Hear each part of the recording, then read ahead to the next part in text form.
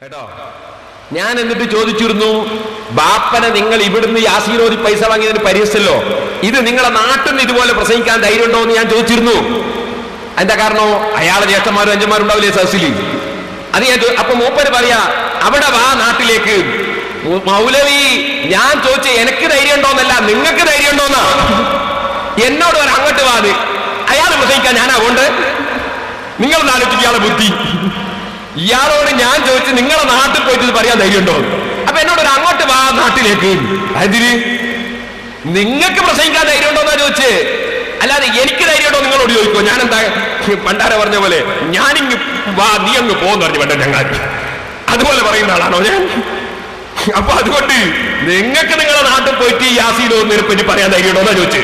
ധൈര്യം ഉണ്ടെങ്കിൽ പോയി പ്രസംഗിച്ചിട്ട് എന്നെ വിളിക്ക്. നിങ്ങൾ കണ്ടോ എന്ന് ചോദിച്ചിട്ട് മറുപടി പറയാനുണ്ടോ എന്ന് വെച്ചിട്ട് വിളിക്കുക. ആദ്യം നിങ്ങൾ പോയി പ്രസംഗിക്കും, എന്നിട്ട് എന്നെ വിളിക്കും നാട്ടിലേക്ക്.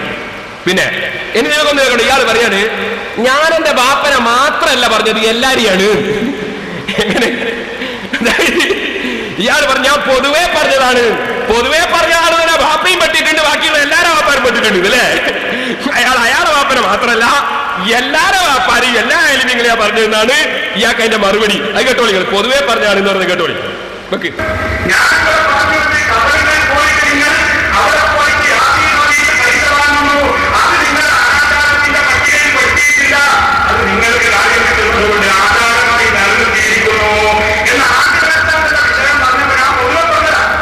ോ ഞാൻ പൊതുവെ പറഞ്ഞതാണ്. പൊതുവെ പറഞ്ഞാണെന്ന് അർത്ഥം എന്താ? എന്റെ ബാപ്പാനെ മാത്രമല്ല ബാക്കിയുള്ളവരെയും കൂടിയാണ്. മറ്റേത് വെറും ബാപ്പാനെ മാത്രമേ ഞാൻ പറഞ്ഞിട്ടുള്ളൂ.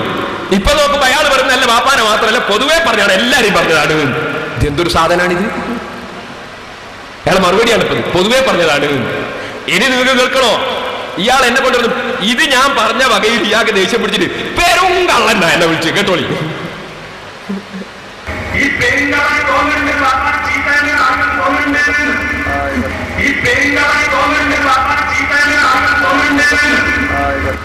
കേട്ടോ, ഞാൻ പെരും കള്ളൻ. ഞാൻ നിങ്ങളത് എന്താ കട്ടത്? നിങ്ങൾ എന്റെ പ്രസംഗം കട്ടു അല്ലേ? ഞാൻ നിങ്ങളത് എന്താ കട്ടത്? നിങ്ങൾ എന്റെ പ്രസംഗം കട്ടു. എന്റെ പേര് എനിക്ക് ഞാൻ പേരും കള്ളനാണ്. ഞാൻ കട്ടിട്ടില്ല. കട്ടിട്ടുണ്ടെങ്കിൽ കാണിച്ചിരി. എന്താ കട്ട് കാണിച്ചിരി. ഇനി സഹോദരന്മാരെ, ഇയാള് പറയുന്നത് നിഫാഖിന്റെ അടയാളാണ്. തമ്മിൽ തെറ്റിയാ ചീത്ത പറയാ. അത് നിഫാഖിന്റെ അടയാളാണ്, കപട വിശ്വാസത്തിന്റെ അടയാളാണ്. അതുകൊണ്ട് ഞങ്ങൾ അങ്ങനെ പരസ്പരം തെറ്റിയാല് ചീത്തയൊന്നും പറയൂല. ആര്? മുജാഹിദീങ്ങൾ തമ്മാമിനെ ഒരു ചീത്തയും പറയൂല. അത് നിങ്ങൾക്ക് ആദ്യം ഞാൻ കേൾപ്പിക്കുന്നത്. പിന്നെ ചീത്ത പറഞ്ഞേ ഞാൻ കാണിക്കാൻ പോകുന്നത്. അവക്ക്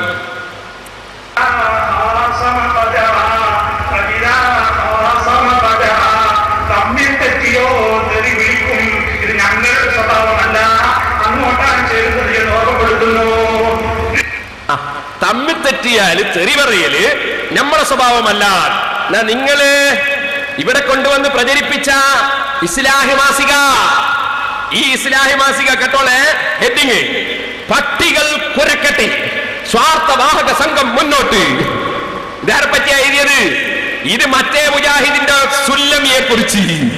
നിങ്ങളെ പണ്ഡിത സംഘടനയുടെ വൈസ് പ്രസിഡന്റായി, നിങ്ങളെ വാദപ്രതിവാദത്തിന്റെ നേതാവായി നിങ്ങൾ ഇന്നുവരെ എടുത്തുകൊണ്ടുപോയ സുല്ലമി, അബ്ദുസലാം സുല്ലമി, ആ സുല്ലമിനെ സംബന്ധിച്ച് നിങ്ങൾ എഴുതിയത് എന്താണ്? പട്ടികൾ കുരക്കട്ടെ, സ്വാർത്ഥവാഹക സംഘം മുന്നോട്ട്. കണ്ടോ കണ്ടോ? ഇവര് തമ്മിൽ തെറ്റിയാ പരസ്പരം തെറി പറയൂല പോലും. എന്നാ ഇത് തെറി പറയേണ്ട കാരണം നിങ്ങള് അതാ രസോ. മഞ്ചേശ്വരം സംവാദം നടന്നു. സംവാദത്തിന് നമ്മളെ സക്കരിയ സലാഹില്ലേ, നേരത്തെ നമ്മൾ കണ്ടേ തൊപ്പിയിട്ട പുരോഹിതൻ. ആ തൊപ്പിയിട്ട പുരോഹിതൻ ബഹുമാനപ്പെട്ട കീഴ ഉസ്താദിന്റെ ആണ്ട് കഴിച്ച വകയിൽ നാദാപുരത്ത് വന്നിട്ട് പ്രത്യേകം സ്പെഷ്യൽ വാല്യൂ പറഞ്ഞ പുരോഹിതൻ. ആ പുരോഹിതൻ അവിടുന്ന് ഉത്തരം മുട്ടി. എവിടുന്ന്? മഞ്ചേശ്വരത്ത് നിന്ന് ഉത്തരം മുട്ടി. അതിനെ സംബന്ധിച്ച് മുജാഹിദിന്റെ നേതാവായ അബ്ദുസലാം സുല്ലമി എഴുതി, അവരെ പത്രത്തിന് ഷബാബിൽ എഴുതി, മഞ്ചേശ്വരം സംവാദം എന്തിനു വേണ്ടിയായിരുന്നു? എ സുല്ലമി. ഇതിൽ അയാൾ എഴുതി എന്താണെന്നറിയോ? ഇയാൾ പറയുന്നു ഈ പണ്ഡിതന് സക്കരിയ സലാഹിനെ പറ്റി പറയാണ്, ഈ പണ്ഡിതന് അള്ളാഹു ഇറക്കിയ ഒരു ശിക്ഷയായിരിക്കാം മഞ്ചേശ്വരം സംവാദമെന്ന് ഈ സംവാദത്തിന്റെ 5-6 സീഡികൾ കാണുമ്പോൾ ബോധ്യമാകും. സുന്നി മുസ്ലിയാക്കന്മാരെ ആദരിക്കാനും ബഹുമാനിക്കാനും വേണ്ടി ഇവർ സംഘടിപ്പിച്ചതായിരുന്നു ഈ സംവാദമെന്നും ബോധ്യമാകുന്നതാണ്. അങ്ങനെ സുന്നി മുസ്ലിയാക്കന്മാരെ ആദരിക്കാൻ വേണ്ടി ഇവരുണ്ടാക്കിയതാണ് ഈ സംവാദം എന്ന് മനസ്സിലാവും സംവാദം കേട്ടാല്. മറ്റേ മുജാഹിദ് പറയാണ്, എന്ത് പറയാണ്, സുന്നി മുസ്ലിയാക്കന്മാരെ അനുസരിച്ചാൽ മുസ്ലിങ്ങൾ ശിർക്ക് ചെയ്തവരാകുമെന്ന് ഉമർ മൗലവി സെൽസബീലിൽ എഴുതിയത് പോലും അംഗീകരിക്കാൻ സംവാദത്തിൽ ഇവർ തയ്യാറാകുന്നില്ല. മടവൂരികൾ ഗൾഫ് സലഫിസം അംഗീകരിക്കുന്നില്ലെന്ന് ഗൾഫ് നാടുകളിൽ പ്രചാരം നടത്തി മടിശ്ലീല വീർപ്പിക്കുന്നവർ, ആരാ മടിശ്ലീല വീർപ്പിക്കുന്നത്? മടിശ്ലീല വീർപ്പിക്കുന്നവർ തൗഹീദിന്റെ വിഷയത്തിൽ പോലും അവരുടെ വീക്ഷണത്തെ അംഗീകരിക്കാൻ മടി കാണിക്കുന്നത് സംവാദം ശ്രദ്ധിച്ചാൽ ആർക്കും ബോധ്യപ്പെടുന്നതാണ്. ഇങ്ങനെ സക്കരിയ സലാഹിക്കും കായക്കൊടി ഹനീഫ മൗലവിക്കും അവർക്ക് രണ്ടാൾക്കും അള്ളർക്കിയ ശിക്ഷയാണ് മഞ്ചേശ്വരം സംവാദമെന്ന് മുജാഹിദിന്റെ നേതാവ് സലാം സുല്ലമി അവരുടെ ശബാബിൽ എഴുതിയപ്പോ ഇവർക്ക് കലിതുള്ളിയിട്ട് എഴുതിയതാണ്, പട്ടികൾ കൊരക്കട്ടെ, സ്വാർത്ഥവാഹക സംഘം മുന്നോട്ട്. ഓ മുസ്ലിമീങ്ങളെ, ഇവര് പരസ്പരം തെറ്റിയാ ചീത്ത പറയുന്ന സ്വഭാവം ഇല്ലാത്തവരാണ് പോൽ വല്ലാത്ത സൂഫിയാക്കള് തന്നെ. നിങ്ങളൊന്ന് ആലോചിച്ചു നോക്കൂ, പ്രസംഗിക്കുമ്പോ കുറച്ചൊക്കെ ഒന്ന് ആലോചിക്കണ്ടേ? ഞങ്ങളെ ഇസ്ലാഹിൽ എന്തൊക്കെയാ ഞങ്ങൾ എഴുതിയത്, ഞങ്ങളെ ശബാബിൽ എന്തൊക്കെയാ എഴുതിയത് എന്നൊന്ന് ചിന്തിച്ചിട്ട് വേണ്ടേ നാദാപുരത്ത് വന്ന് പ്രസംഗിക്കാൻ? ഇനി നിങ്ങൾക്ക് കേൾക്കണോ ഇയാൾ പറയുന്നത്? പിന്നെ പറയുന്നറിയോ, ഈ മുസ്ലിയാർ എന്റെ വാപ്പാന്റെ ചരിത്രമൊക്കെ പറഞ്ഞത് എന്തിനാ? അത് എന്നെ നീ ഇരുത്തിക്കളയാനാണോ? അടക്കൂല പേരോടെ. ശരിക്കും മനസ്സിലാകണേ. ഇപ്പൊ നിങ്ങൾക്ക് മനസ്സിലായോ? അയാൾക്ക് ഇരിക്കാനും കഴിയില്ല, നടക്കാനും കഴിയില്ല, കിടക്കല് തന്നെ. കാരണം അയാൾ പറഞ്ഞു ഇരുത്താൻ എന്നെ കഴിയൂല, നടക്കൂല. പിന്നെന്താ സംഭവം? സംഭവമൊന്നുമില്ല, നാദാപുരത്ത് വന്ന് കിടന്നത് തന്നെ. അതാണ് എനിക്ക് കേൾപ്പിക്കാൻ പോകുന്നത്. കേട്ടോളൂ. അടുത്ത വെക്ക് നടക്കൂല.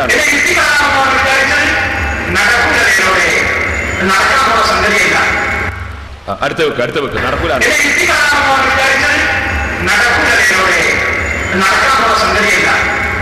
കണ്ടോ? അപ്പൊ അയാളെ ഇരുത്തിക്കളയാന്നാ വിചാരിച്ചത്. നടക്കൂല.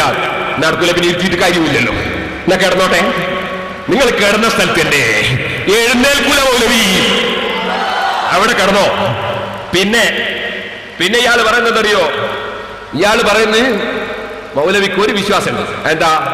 ഞാൻ കളവ് പറയൂല, എന്ത് പറഞ്ഞാലും പേരോട് കളവ് പറയൂല എന്ന് അയാൾക്ക് വിശ്വാസമുണ്ട്. മനഃപൂർവ്വം കളവ് പറയൂല. അയാൾ പറയാണ്, ഞാൻ SSLC-യിൽ തോറ്റുന്ന് പേരോടിനെ ഒരു ജാഹിൽ പറഞ്ഞ് പറ്റിച്ചതാണ്, സംഗതി ഞാൻ ജയിച്ചതാണ്.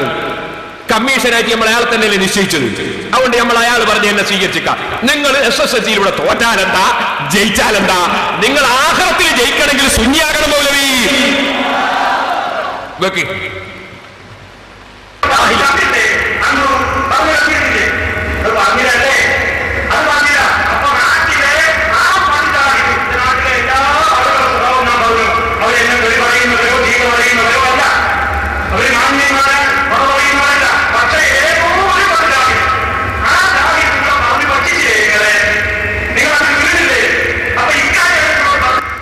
കണ്ടോ?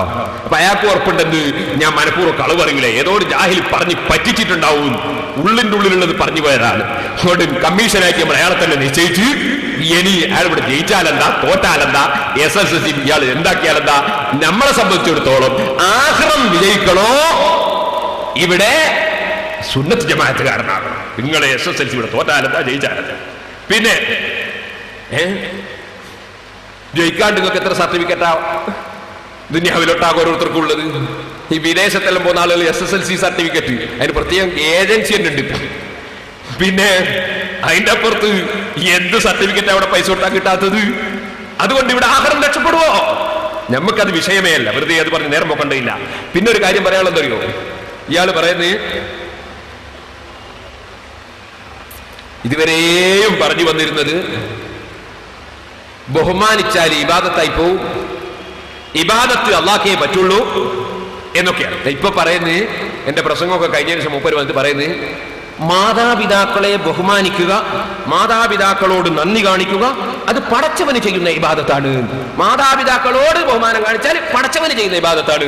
പിന്നെ അതിൽ നിങ്ങൾ നമ്മളെ പറ്റി പറഞ്ഞാൽ പോരെ, ഔലിയാക്കളോടുള്ള ബഹുമാനവും അമ്പിയാക്കളോടുള്ള ബഹുമാനവും അള്ളാഹുവിന്റെ ഇബാദത്താണ് എന്നങ്ങ് വിശ്വസിച്ചാൽ നമ്മളെ പ്രശ്നം തീർത്തില്ലേ? അതിപ്പോ നിങ്ങളെ കൊണ്ട് ഞാനിവിടെ പറയിപ്പിച്ചു. എന്ത്?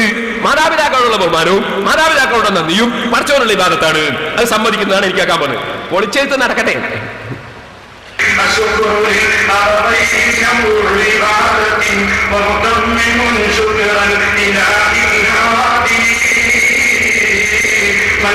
മാതാപിതാക്കളോട് ബഹുമാനം കാണിക്കൽ, അവരോട് നന്മ ചെയ്യൽ, ഏറ്റവും വലിയ മുൻകൂട്ടല്ലേ. മാതാപിതാക്കളോട് ശുദ്ധ കാണിക്കുന്നത് ഏറ്റവും വലിയ ഇബാദത്താണ്. പരലോകത്ത് വെച്ച് ഏറ്റവും പ്രതിഫലം കിട്ടുന്ന ഒരു കാര്യമാണ്. കണ്ടോ? മാതാപിതാക്കളോട് ബഹുമാനം കാണിക്കുന്നത്, നന്ദി ശുക്ർ കാണിക്കുന്നത്, അതൊക്കെ അള്ളാഹുള്ള ഇബാദത്താണ്. ഇതുപോലെ തന്നെ മൗലവിമാരെ ഔലിയാക്കളോട് ബഹുമാനം കാണിക്കുന്നത്, അമ്പിയാക്കളോട് ബഹുമാനം കാണിക്കുന്നത്, സജ്ജനങ്ങളോട് ബഹുമാനം കാണിക്കുന്നത്, ആലിമീങ്ങളോട് ബഹുമാനം കാണിക്കുന്നത്, തങ്ങന്മാരോട് ബഹുമാനം കാണിക്കുന്നത്, അതൊക്കെ അള്ളാഹുള്ള ഇബാദത്താണ്. ഇതങ്ങ് അംഗീകരിച്ച വിഷയം കഴിഞ്ഞില്ലേ? അപ്പൊ നിങ്ങൾ അടുത്തടുത്ത് വരുന്നുണ്ട്. നിങ്ങൾ കിടന്നിടത്തുനിന്ന് എണീക്കൂലെങ്കിലും നടക്കൂലെങ്കിലും കിടന്ന സ്ഥലത്ത് നിന്ന് പിടക്കുന്നുണ്ട്. ഇനി ഞാൻ നിങ്ങളോട് പറയട്ടെ. ഇനി അടുത്തത് മൗലവി പറയുന്നത്, മരിച്ചവർക്ക് വേണ്ടി ദുആ ചെയ്യണം. ഓരോന്നോരോന്ന് നാളാവത്ത് വന്നിട്ട് ശരിയാകാണ്. ശരിക്കും മനസ്സിലാക്കണം നിങ്ങൾ. മരിച്ച വീട്ടിൽ നിന്ന് ദ്വാരക്കുമ്പോ പരിഹസിക്കുന്നവരല്ലേ ഇവർ? മരിച്ച വീട്ടിൽ നമ്മൾ ദ്വാരക്കുമ്പോ കൈ ഉയർത്തുമ്പോ കൈ ഉയർത്താത്തവല്ലേ അവരല്ലേ ഇവർ?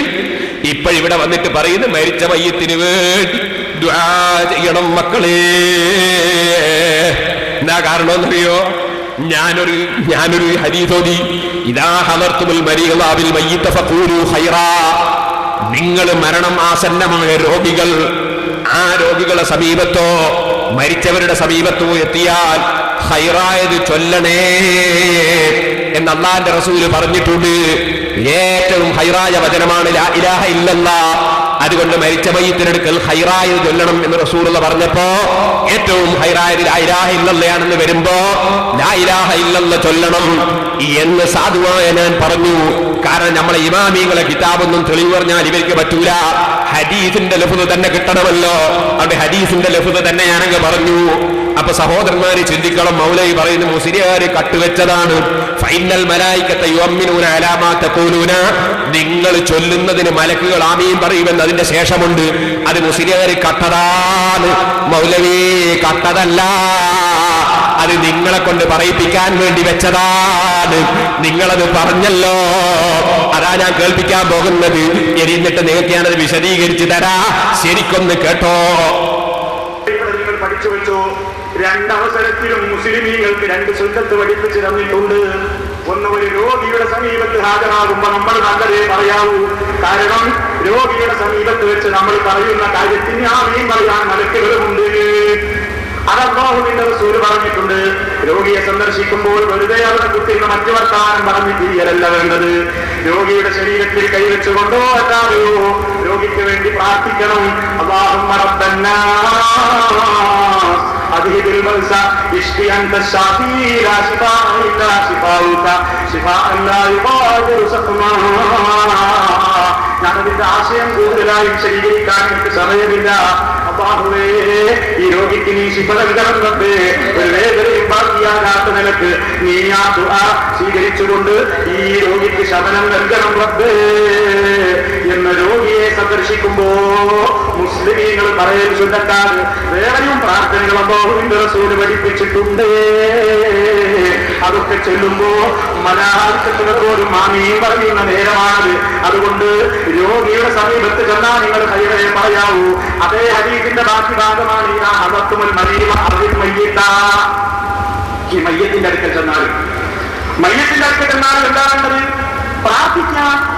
മയ്യത്തിനെ കാണുമ്പോൾ നമ്മൾ വെറുതെ മയ്യത്ത് കണ്ട പോലെയല്ല സുന്നത്തുള്ളത്. മയ്യത്ത് കണ്ട പോലെയുള്ള ഒരു വലിയ പുണ്യമൊന്നുമില്ല. സുഹൃത്തുക്കളെ, ജനാസയുടെ അരികിൽ നമ്മൾ ഹാജരാകുമ്പോൾ ചെയ്യേണ്ടത് അല്ലാഹുവിന്റെ റസൂലതാ അബൂ സലമത്ത് റളിയല്ലാഹു തആല വഫാത്തായപ്പോ റസൂലുള്ളാഹി അബൂ സലമത്തിന്റെ അരികിലേക്ക് പ്രവേശിച്ചിട്ട് അബൂ സലമത്ത് റളിയല്ലാഹു തആലവിന് വേണ്ടി ദുആ ചെയ്ത സംഭവം നമുക്ക് സഹീഹായ ഹദീസിന്റെ ഗ്രന്ഥങ്ങളിൽ കാണാം. അല്ലാഹുമ്മ ഗ്ഫിർ ലി അബീ സലമത വർഫഅ ദറജതഹു ഫിൽ മഹ്ദിയ്യീൻ എന്ന് തുടങ്ങിയിട്ട് കുറെ പ്രാർത്ഥിച്ചിട്ട്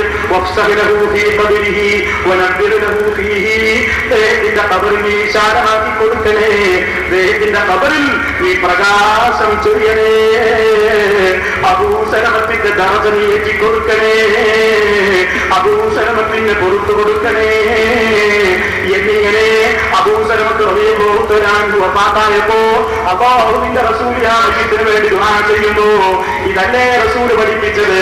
രോഗിയുടെ അരികിൽ ഹാജരാകാനും ദുആ ചെയ്യണം, മയ്യത്തിന്റെ അരികിൽ ഹാജരാകാനും ദുആ ചെയ്യണം. കാരണം ആ രണ്ടു നേരത്തും നമുക്ക് ദുആ ചെയ്യുമ്പോ ആമീൻ പറയാൻ നമ്മൾ കാണാത്ത മലക്കുകളുണ്ട്, നമ്മൾ കാണാത്ത മലക്കുകളുണ്ട്. അതുകൊണ്ട് നിങ്ങൾ രോഗിയുടെയോ മയ്യത്തിന്റെയോ അരികിൽ ഹാജരായാൽ നിങ്ങൾ നല്ലതിനെ ചോദിക്കണേ, നല്ലത് പറയണേ എന്നാണ് അല്ലാഹുവിന്റെ റസൂൽ പറയുന്നത്. ആ ഹദീസല്ലേ ബാക്കി ഭാഗം കട്ടമുറിച്ചിട്ട് നിങ്ങൾ എന്ത് തെളിവാക്കിയത്? ജനാസയുടെ ഒപ്പം പോകുമ്പോൾ ധാരാളം പറയാൻ കേട്ടോ. അത് തെളിവാണെങ്കിൽ ഞാൻ നിങ്ങളോട് ചോദിക്കട്ടെ, അത് മയ്യത്തിന്റെ കൂടെ ലാ ഇലാഹ ഇല്ലല്ലാഹ് പറയാനാണ് ഹദീസിൽ പറഞ്ഞതെങ്കിൽ നിങ്ങൾ എന്തേ ഹദീസിന്റെ ആദ്യ ഭാഗം കണക്കിലെടുക്കാത്തത്? ആദ്യ ഭാഗത്ത് ഇതാ ഹദത്തുൽ മയ്യിത്താണല്ലോ ആദ്യം പറഞ്ഞത്, ഇതാ ഹദത്തുൽ മയ്യിത്താണല്ലേ. അപ്പൊ ആദ്യം രോഗി കരിക്കലേക്കല്ലേ പോകേണ്ടത് ലാ ഇലാഹ ഇല്ലല്ലാഹ്. എന്തേ ആരെയും കാണാത്തത് റോഡിലൂടെ? ഇപ്പൊ കുറച്ചേ ഒരേ മാറ്റി പോലെ എന്തേ നമ്മളെ കുഞ്ഞമ്മരാജി ഒരാൾ പേര് പറഞ്ഞതാണ്. ഉദാഹരണത്തിൽ നമ്മളെ കുഞ്ഞമ്മരാജി രോഗിയായി കിടക്കുകയാണ്. അതെന്തേ? ഞങ്ങൾ ലാ ഇലാഹ ഇല്ലല്ലാഹ് എല്ലാം പോവുക, ഒറ്റ മുൻകൈ കൊണ്ടാ പോകത്ത്. എന്നാ അതല്ലെങ്കിൽ ഹദീസ് പോലെ ചെയ്യാണ്ട്. അപ്പൊ സുഹൃത്തുക്കളെ ലാ ഇലാഹ ഇല്ലല്ലാഹ് എത്താൻ വേണ്ടി പറയുന്നതല്ല, അത് രോഗിയുടെയോ മയ്യത്തിന്റെയോ സമീപത്തെത്തുമ്പോ ദുആ ചെയ്യണം. ഉമ്മമാരെ ദുആ ചെയ്യണം. എന്റെ സഹോദരങ്ങളെ, വെറുതെ രോഗിയെ സന്ദർശിച്ച് വെറുതെ വർത്തമാനം പറഞ്ഞു പോലല്ല വേണ്ടത്, മയ്യത്ത് സന്ദർശിച്ച് വെറുതെ പോലല്ല വേണ്ടത്, ദുആ ചെയ്യണേ. ഇത് മുജാഹിദിന്റെ പേരിൽ നിന്ന് തന്നെയാ പറയുന്നത്, സംശയിക്കേണ്ട. നിങ്ങൾ ഈ പാവപ്പെട്ട ജനങ്ങളെ പറ്റിക്കാരില്ലേ മുജാഹിദിന്റെ സ്ഥാപനങ്ങളിലേക്ക് വിടേണ്ട മക്കളെ വിടരുതെന്ന്. കാരണം രോഗിക്ക് വേണ്ടിയോ മരിച്ചവർക്ക് വേണ്ടിയോ ദുആ ചെയ്യാൻ അവർ കൂട്ടാക്കാത്തവരാണ് എന്ന് പറഞ്ഞ് നിങ്ങൾ പറ്റിക്കാറില്ലേ? ആ ദുഷ്പ്രചരണത്തിന്റെ കടക്കൽ കൂടി ഇതായതോടുകൂടി കത്തിവെക്കപ്പെട്ടിരിക്കുന്നു. മുജാഹിദിന്റെ ആശയത്തിന് കത്തിവെക്കപ്പെട്ടിരിക്കുന്നു.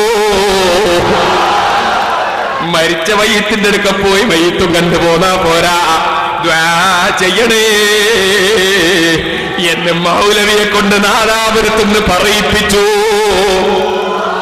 ചിലര് ചോദിക്കും, എന്താ ഖണ്ഡന പ്രസംഗത്തിന്റെ നേട്ടം?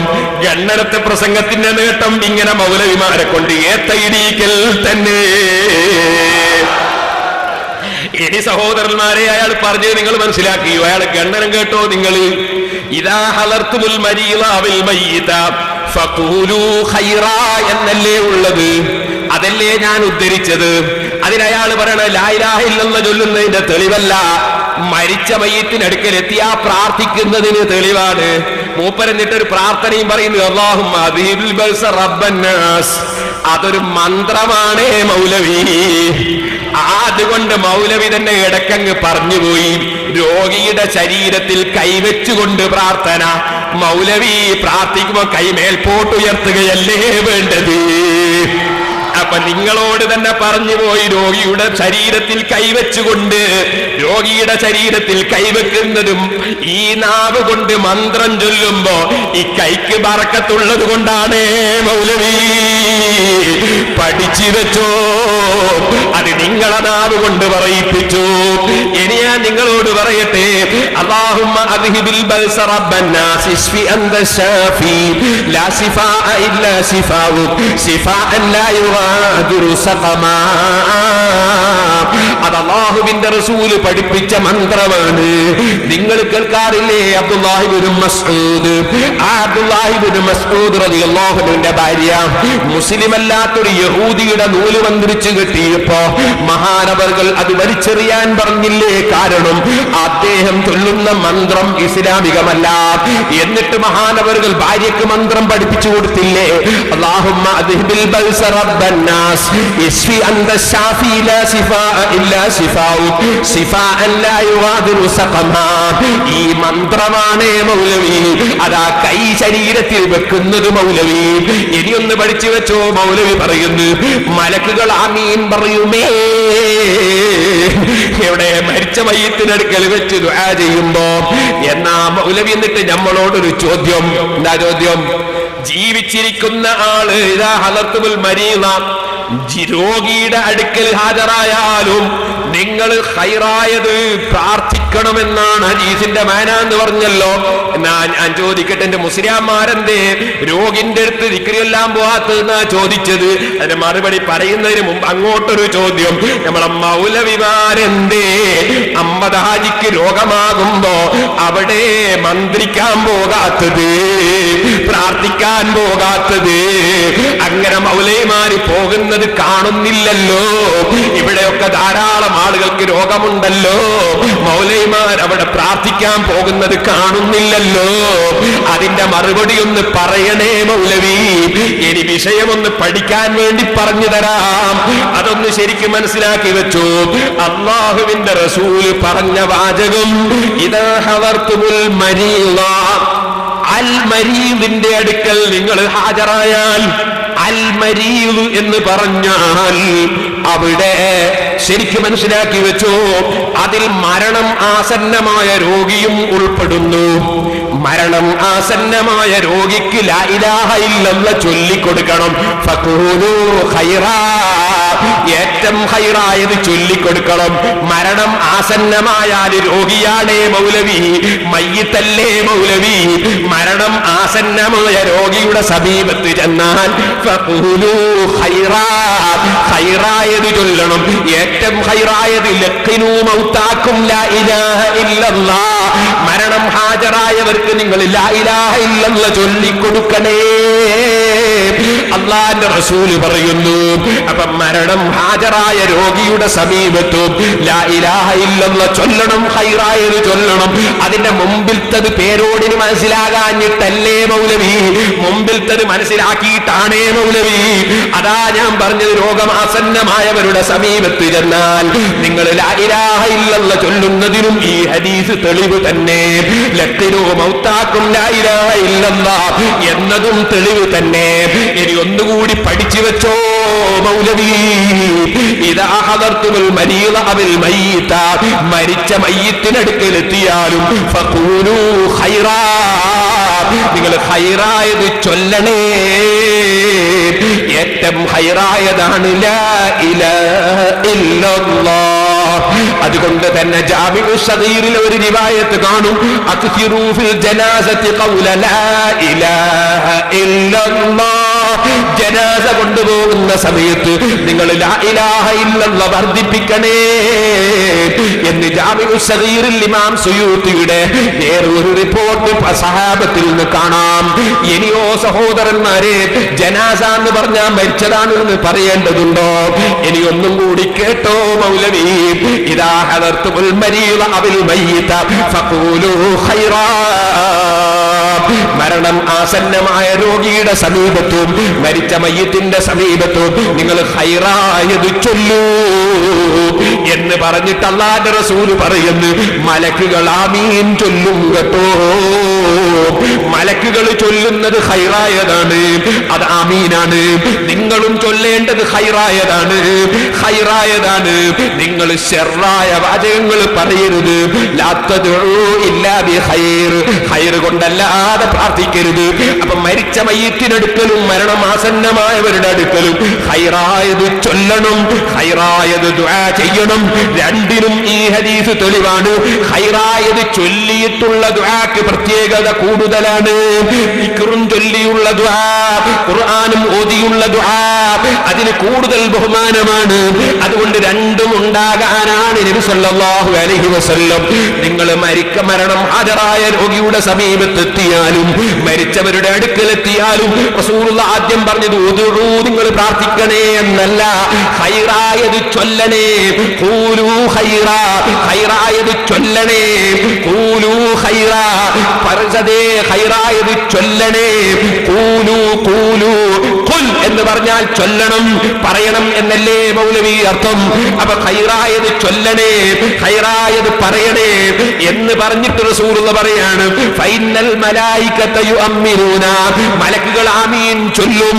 അപ്പൊ നിങ്ങൾ ഖൈറായത് ചൊല്ലി പ്രാർത്ഥിക്കുകയാണ് വേണ്ടത് എന്നാണ് നബി സല്ലല്ലാഹു അലൈഹി വസല്ലം അവിടെ പഠിപ്പിക്കുന്നത്. ഫൈനൽ മലായികത യുഅമ്മിനൂന എന്ന് ശേഷമുള്ളത് കൊണ്ട് ആദ്യത്തെ വാക്കിന്റെ അർത്ഥത്തിന്റെ വ്യാപ്തിയിൽ നിന്ന് അതിന്റെ ഉദ്ദേശം കുറഞ്ഞു പോവുകയില്ല. മൗലവിക്കൊന്ന് ചോദിച്ചുകൂടായിരുന്നു നമ്മുടെ സക്കരിയ സലാഹിയോട്? സക്കരിയ സലാഹിയല്ലേ ഇടമുട്ടത്തെന്ന് പറഞ്ഞത്? ഇപ്പുറത്തൊന്ന് പറഞ്ഞത് കൊണ്ട് അപ്പുറത്തത് ഇല്ലാതെയാകുമോ? ഇപ്പുറത്തൊന്ന് പറഞ്ഞതുകൊണ്ട് അപ്പുറത്തത് ഇല്ലാതെയാകുമോ എന്ന് സക്കരിയ സലാഹി ചോദിച്ചത് നിങ്ങളെ ഇടമുട്ടത്ത് വെച്ച് എന്നോട് ചോദിച്ചില്ലേ? ഞാനും മൗലവിയോട് ചോദിക്കുന്നു.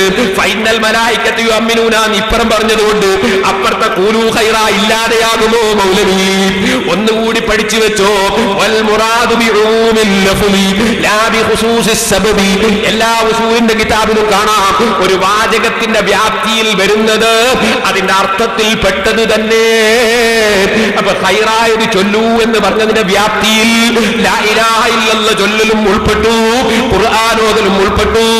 അതുകൊണ്ട് തന്നെ ഖുർആൻ ഓതി ദുആ നടത്തണം, ലാ ഇലാഹ ഇല്ലല്ലാഹ് ചൊല്ലി ദുആ നടത്തണം. എന്നിട്ട് മൗലവി ഇവിടെ ഒരു തട്ടിപ്പ് കാണിച്ചത് കേൾക്കണോ നിങ്ങൾക്ക്? അതാണ് ഇനി ഞാൻ നിങ്ങൾക്ക് കേൾപ്പിക്കാൻ പോകുന്നത്. ബഹുമാനപ്പെട്ട ഇമാം നബവി റളിയല്ലാഹു അൻഹുവിന്റെ പേരിൽ മൗലവി ഒരു പച്ചക്കള്ളം പറഞ്ഞു. ഇവിടെ നബവി ഇമാം പറഞ്ഞിന് പോലും മയ്യിത്ത് കൊണ്ടുപോകുമ്പോൾ മിണ്ടാതെ മൗനജാത നടത്തണം. എവിടെയാ മൗലവി പറഞ്ഞത്? ഇമാം നബവി പറഞ്ഞത് അങ്ങനെയല്ല. അതുപോലെ ഞാൻ അതിനു മുമ്പ് മറ്റൊന്ന് കാണിക്കുന്നു. മുജാഹിദിന്റെ ഏറ്റവും വലിയ നേതാവായി അവര് തന്നെ പരിചയപ്പെടുന്ന ഇബ്നു തൈമിയ്യ. ആ ഇബ്നു തൈമിയ്യന്റെ ബഹുമാനം ചെറുതല്ല കേട്ടോ. അത് ഞാൻ ശേഷം പറയും. ഇബ്നു തൈമിയ്യ പറയുന്നത് കേട്ടോ, അദ്ദേഹത്തിന്റെ ഫതാവയാണിത്. അദ്ദേഹം പറയാണ്, അദ്ദേഹത്തോട് ഒരു ചോദ്യമാണ്. അമ്മൻ ഹല്ലല 70,000 പ്രാവശ്യം ലാ ഇലാഹ ഇല്ലല്ലാഹ് ചൊല്ലി ഒരാൾ വഅഹ്ദാഹു ലിൽ മയ്യിത്തി, എന്റെ മയ്യിത്തിന് ഹദിയ ചെയ്തു, യകൂനു ബറാഅത്തൻ ലിൽ മയ്യിത്തി മിനന്നാർ, അത് നരകത്തിൽ നിന്ന് മയ്യിത്തിന് ഒരു മോചനമാകും. 70,000 ലാ ഇലാഹ ഇല്ലല്ലാഹ് ചൊല്ലിയാൽ ഹദീസുൻ സഹീഹുൻ അം ലാ, ഇത് സഹീഹായ ഹദീസാണോ അല്ലേ? വൈദാ ഹല്ലൽ ഇൻസാനു, മനുഷ്യൻ ലാ ഇലാഹ ഇല്ലല്ലാഹ് ചൊല്ലിയാൽ വഅഹ്ദാഹു ലിൽ മയ്യിത്തി, എന്നിട്ട് മയ്യിത്തിന് ഹദിയ ചെയ്താൽ യസുലു ഇലൈഹി സവാബുഹു അം ലാ, അതിന്റെ കൂലി മയ്യിത്തിന് ചേരുമോ ഇല്ലേ? ഇബ്നു തൈമിയ്യയോടാണ് ചോദ്യം. ഇബ്നു തൈമിയ്യന്റെ മറുപടി ഫഅജാബ, ഇബ്നു തൈമിയ്യന്റെ മറുപടി ഇദാ ഹല്ലൽ ഇൻസാനു ഹകദാ, ഇപ്രകാരം ഒരാൾ ലാ ഇലാഹ ഇല്ലല്ലാഹ് 70,000 മറ, അതെ 70,000 പ്രാവശ്യം ചൊല്ലിയാൽ ഔ അഖല്ല, അല്ലെങ്കിൽ 70,000-ൽ കുറച്ച് ചൊല്ലിയാൽ ഔ അക്സറ, അല്ലെങ്കിൽ 70,000-ൽ അധികം ചൊല്ലിയാൽ വഉഹദിയത്തി ഇലൈഹി, എന്നിട്ട് അത് മയ്യിത്തിന്റെ പേരിൽ ഹദിയ ചെയ്യപ്പെട്ടാൽ നഫഅഹുല്ലാഹു ബിദാലിക, അതുകൊണ്ട് മയ്യിത്തിന് ഫലം അല്ലാഹ് കൊടുക്കും കേട്ടോ. ലാ ഇലാഹ ഇല്ലല്ലാഹ് ചൊല്ലി ഹദിയ ചെയ്താൽ മയ്യിത്തിന് ഫലം അല്ലാഹ് കൊടുക്കും കേട്ടോ. വലൈസ ഹാദാ ഹദീസൻ സഹീഹൻ വലാ ദഈഫൻ, ഇത് സഹീഹോ ദഈഫോ ആയ ഹദീസല്ല, ഇത് മത നിയമമാണ്. ആരാ പറയുന്നത്? ഇബ്നു തൈമിയ്യ. ഓ മൗലവി, നിങ്ങളെ ഇബ്നു തൈമിയ്യ ഹദീസ് കാണാത്ത ആളാണോ? യുഅമ്മിനുൽ അൽ മലായികത്തു യുഅമ്മിനൂന എന്നത് കാണാത്ത ആളാണോ? അദ്ദേഹം വിവരം കെട്ടവനാണോ? എന്നാൽ നിങ്ങളുടെ പത്രമായ വിചിന്തനമാണ് ഇനി വായിക്കുന്നത്. നിങ്ങൾ പറയുന്നത് ഖുർആനും ഹദീസും പോലെ, ഖുർആനും ഹദീസും പോലെയാണ് ഇബ്നു തൈമിയ്യയുടെ വാചകം. എന്താ പറഞ്ഞു കേട്ടോ? ഖുർആനും ഹദീസും തള്ളുന്നതും ഇബ്നു തൈമിയ്യയും ഇബ്നു അബ്ദുൽ വഹാബിനെ തള്ളുന്നതും ഒരുപോലെയാണ്. പൗരോഹിത്യം അത് ഞാൻ വായിച്ചു കേൾപ്പിക്കുന്നു. വിചിന്തനം, മുജാഹിദിന്റെ പത്രം, 2005 ഫെബ്രുവരി 25. നോക്കോ, വിചിന്തനം. ഇബ്നു തൈമിയ്യയുടെയും മുഹമ്മദ് ബിൻ അബ്ദുൽ വഹാബിന്റെയും ആശയങ്ങൾ വിഷലിപ്തമാണെന്ന് പറയുന്നതും ഖുർആൻ വിഷലിപ്തമാണെന്ന് പറയുന്നതും തുല്യമാണ്. ഇബ്നു തൈമിയ്യയുടെയും ഇബ്നു അബ്ദുൽ വഹാബിന്റെയും ആശയം വിഷലിപ്തമാണെന്ന് പറയുന്നതും ഖുർആൻ വിഷലിപ്തമാണെന്ന് പറയുന്നതും തുല്യമാണ്. അപ്പൊ അല്ലാഹുവിന്റെ തുല്യനാണ് ഇബ്നു തൈമിയ്യ, അല്ലാഹുവിന്റെ കലാം പോലെയാണ് ഇബ്നു തൈമിയ്യയുടെ വാചകം എന്ന് വിശ്വസിക്കുന്ന മുജാഹിദേ, പൗരോഹിത്യമല്ലേ ഇത്? ഖുർആനിന് തുല്യമായ ഒരു പണ്ഡിതന്റെ വാചകമുണ്ടോ? ആ ഇബ്നു തൈമിയ്യ അദ്ദേഹത്തിന്റെ ഫതാവയിലാണ് മുജാഹിദേ ലാ ഇലാഹ ഇല്ലല്ലാഹ് ചൊല്ലുന്നതിന്റെ മഹത്വം പറഞ്ഞത്. ഇനി നിങ്ങൾക്ക് കേൾക്കണോ? ഞങ്ങളെ ശാഫിഈ മദ്ഹബിലെ ഇമാമായ ഇമാം നവവിയെ കുറിച്ച് നിങ്ങൾ പച്ചക്കള്ളം പറഞ്ഞില്ലേ? നവവി ഇമാം മൗനജാത് നടത്തണമെന്ന് പറഞ്ഞിട്ടുണ്ടോ? ഇമാം നവവിയുടെ അദ്കാർ നിങ്ങൾ ഇട്ടുവെച്ച വാചകമാണ് ഞാൻ ആ സ്ക്രീനിൽ കാണിക്കുന്നത്. എടുത്തു നോക്കൂ, എന്താണ് ഇമാം നവവി പറഞ്ഞത്? ബാബു മാ യഖൂലുൽ മശീ മഅൽ ജനാസ, മയ്യിത്തിന്റെ കൂടെ നടന്നു പോകുന്നവൻ ചൊല്ലേണ്ടതിൽ പറയുന്ന അധ്യായം. മയ്യിത്തിന്റെ കൂടെ പോകുമ്പോൾ ചൊല്ലണ്ടെന്നല്ല, മയ്യിത്തിന്റെ കൂടെ പോകുന്നവൻ ചൊല്ലേണ്ടതിൽ പറയുന്ന അധ്യായം.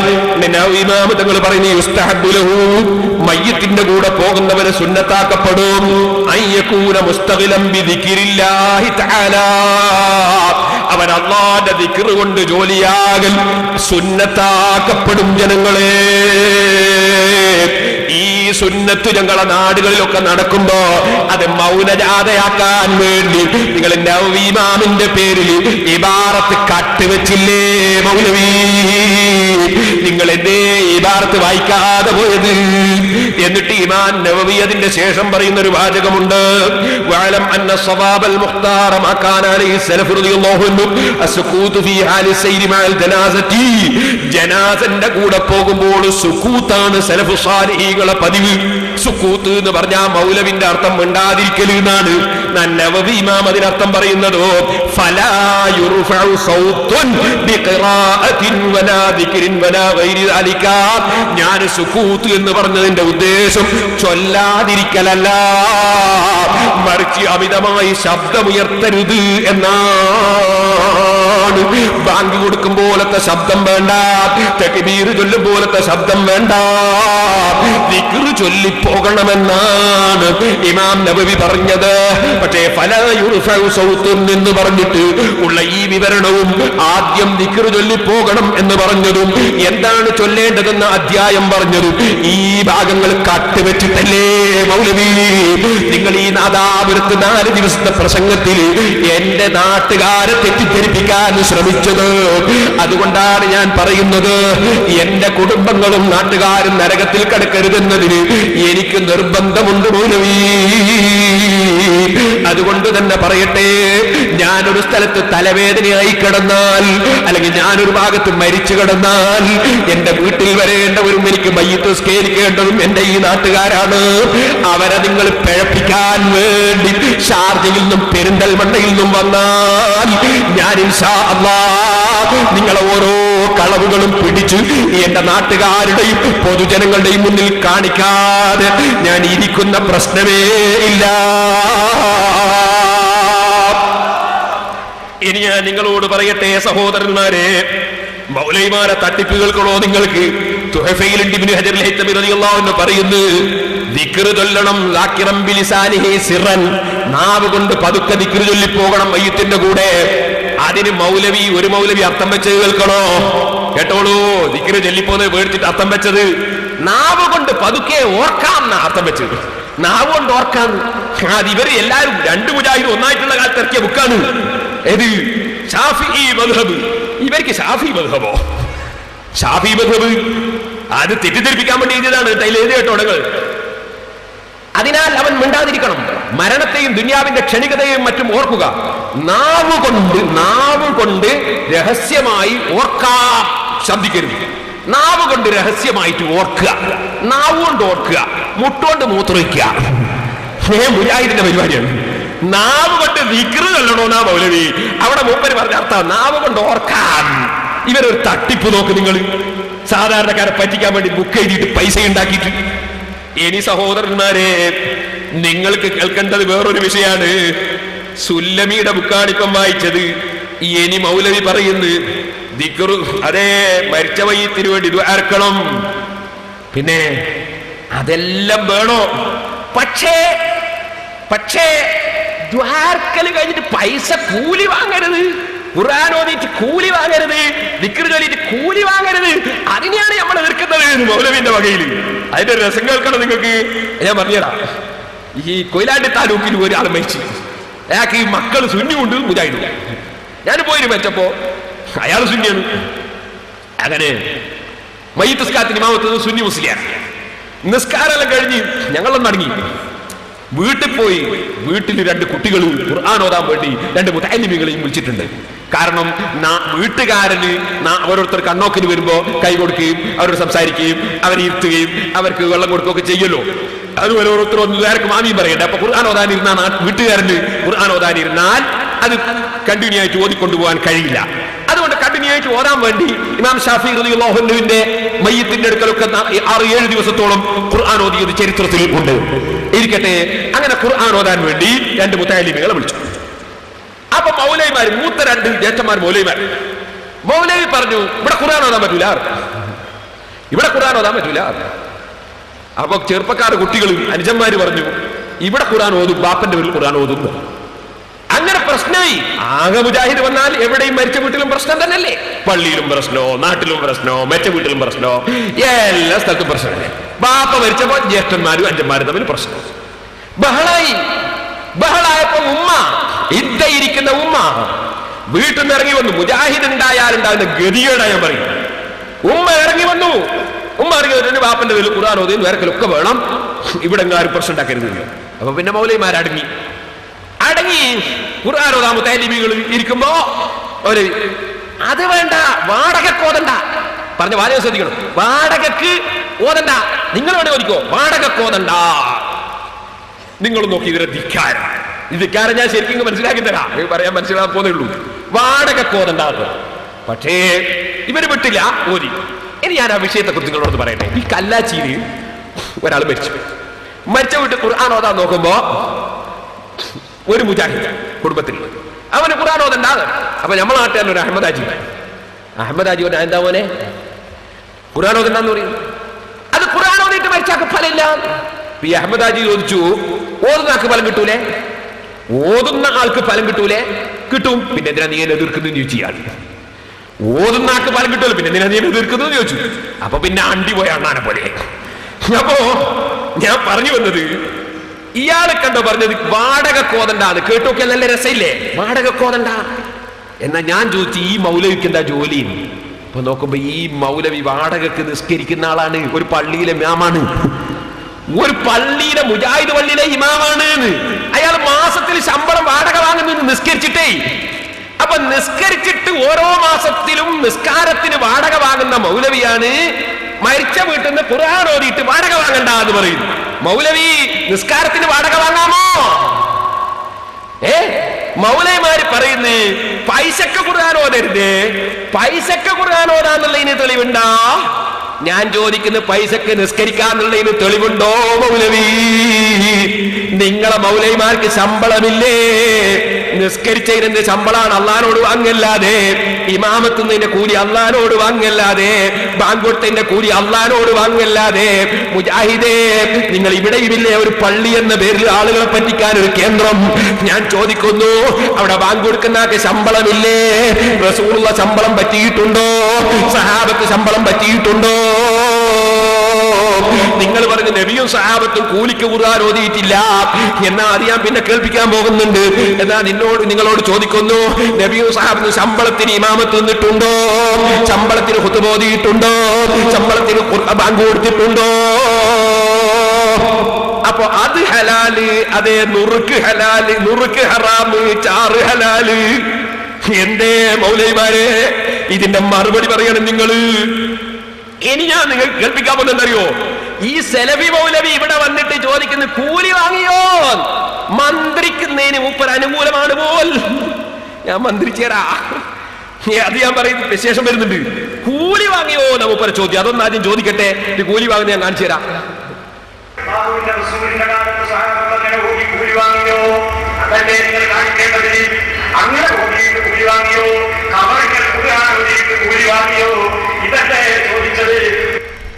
കബറിന്റെ ഖുർആൻ ഓതിട്ട് കൂലി വാങ്ങിയോ ഇതല്ലേ ചോദിച്ചത്.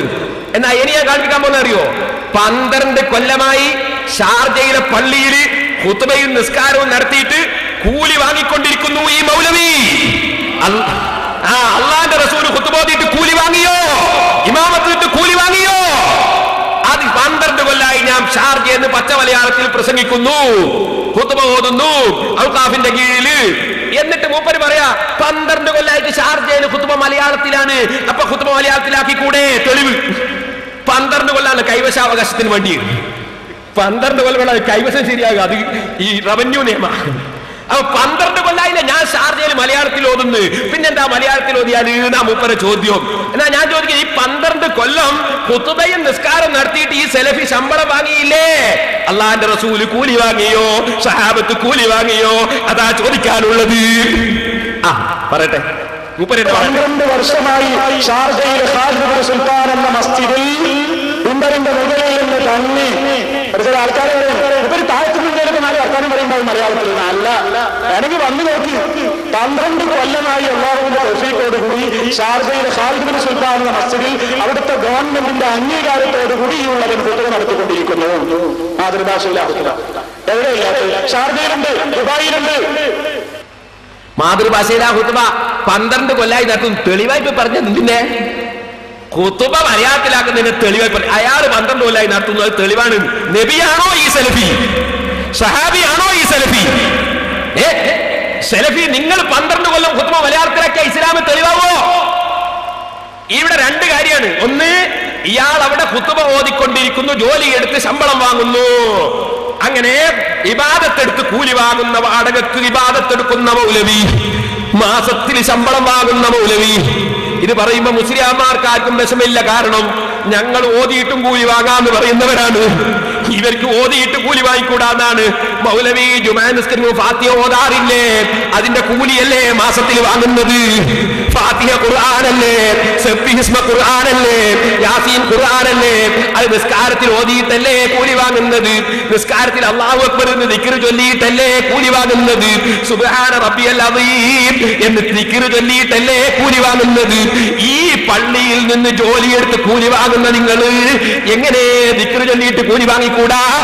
അതുപോലെ ഖുർആൻ ഒരു കൂലി വാങ്ങിക്കൂടാ എന്ന് പറഞ്ഞത് എന്തിന്റെ അടിസ്ഥാനത്തിലാണ്? നിങ്ങൾ സ്വന്തം കാര്യം ചിന്തിച്ചിട്ടില്ലേ? പിന്നെ മൂപ്പര് പറഞ്ഞ എന്താ 12 കൊല്ലായി എന്നുള്ളതാ തെളിവ്. എന്നാ നിങ്ങൾക്ക് രസിക്കണോ? ഇനി അയാൾ പറയാൻ പോകുന്നത് 200ഓളം കൊല്ലായി നബി സല്ലല്ലാഹു അലൈഹി വസല്ലം തങ്ങളെ ജാറത്തിന്റെ മുകളിൽ റസൂലുള്ളാഹിനെ വിളിച്ച് ഇസ്തിഗാസ ചെയ്യുന്ന പദ്യം എഴുതി വെച്ചിട്ട്, അതുകൊണ്ട് മൂപ്പര് പറയാ അത് 200 കൊല്ലല്ലാണ്ടായിട്ടുണ്ടോ? അതാണ് ഇനി നിങ്ങൾ കേൾക്കാൻ പോകുന്നത്. യമൻ തഫജ്ജറത്തിൽ അൻഹാറുന ബിഅതൻ എന്ന് തുടങ്ങുന്ന പദ്യമുണ്ട്. റസൂലുള്ളാഹിനെ വിളിച്ചു ചോദിക്കുന്ന പദ്യം, മദീനത്തെ പള്ളിയുടെ ചുമരിന്റെ മേലെ ഇസ്തിഗാസയുടെ പദ്യം. അത് തെളിവുദ്ധരിക്കുന്ന ഞങ്ങളെ കുറ്റം പറഞ്ഞ് മൂപ്പര് പറയാണ്, ഇത് നബി ചൊല്ലിയതാണോ സഹാബി ചൊല്ലിയാണോ? ഒരു 200ഓളം കൊല്ലം മുമ്പ് ഒരു കാക്ക ചൊല്ലിയതല്ലേ? 12 കൊല്ലം മൗലവി ചെയ്താൽ തെളിവ്. 200 കൊല്ലം മദീനത്തെ പള്ളിന്റെ ചുമരുമ്പൽ മഹാന്മാരെ എഴുതി വെച്ചാൽ കാക്ക. ഇതാണ് ഇനി നിങ്ങൾ കേൾക്കാൻ പോകുന്നത്. വെക്ക്. അപ്പൊ ചില ആളുകൾ പറയുന്നുണ്ട് നബി സല്ലല്ലാഹു അലൈഹി വസല്ലമയെ വിളിച്ചുകൊണ്ട് ചൊല്ലാനുള്ള പദ്യങ്ങൾ അതാ പോയി നോക്കുന്ന ദീനയിൽ പറയണം. 2 ആഴ്ച മുമ്പ് അവിടെ ഉണ്ടായിരുന്നുണ്ട്. 2 ആഴ്ച മുമ്പ് ഞാൻ മദീനത്ത് പോയപ്പോൾ കണ്ടു. എന്താ കണ്ടത്? അവിടെ എഴുതിച്ചിരിക്കുന്നത് നബി സല്ലല്ലാഹു അലൈഹി വസല്ലമയുടെ ഖബറിന്റെ കീഴിൽ ഇവരുടെ കള്ള ജാറത്തിന്റെ ഫോട്ടോ കൊണ്ട് കിടക്കുന്നു. എന്താ വലിയൊരു ജാറം, വലിയൊരു ജാറത്തിന്റെ മേലെ ഒരു പച്ച പച്ചം. ആ രൂപത്തിലുള്ള കുറെ ആചാരങ്ങൾ, അത് ഫോട്ടോ വിറ്റിട്ട് വീട്ടിൽ ബർക്കത്തിന് വേണ്ടി തൂക്കുന്ന ഒരു ഇടപാട് നടത്തുന്നുണ്ട്. അത് കള്ള ജാറമാണ് സുഹൃത്തുക്കളെ. തന്നെ റസൂലുള്ളാഹിയുടെ ഖബറെ മകനെ കാണാൻ കഴിയൂല. മദീനത്ത് പോയിട്ടുള്ള ആളുകൾക്കറിയാം. ഇവര് പറയുന്നത് അവിടെ പോയി നോക്കുന്ന ഉദാഹരണം കാണാൻ ചില പദ്യങ്ങൾ സഹാബിമാര് ചൊല്ലിയ പദ്യങ്ങളാ. എന്താ ചൊല്ലിയത്?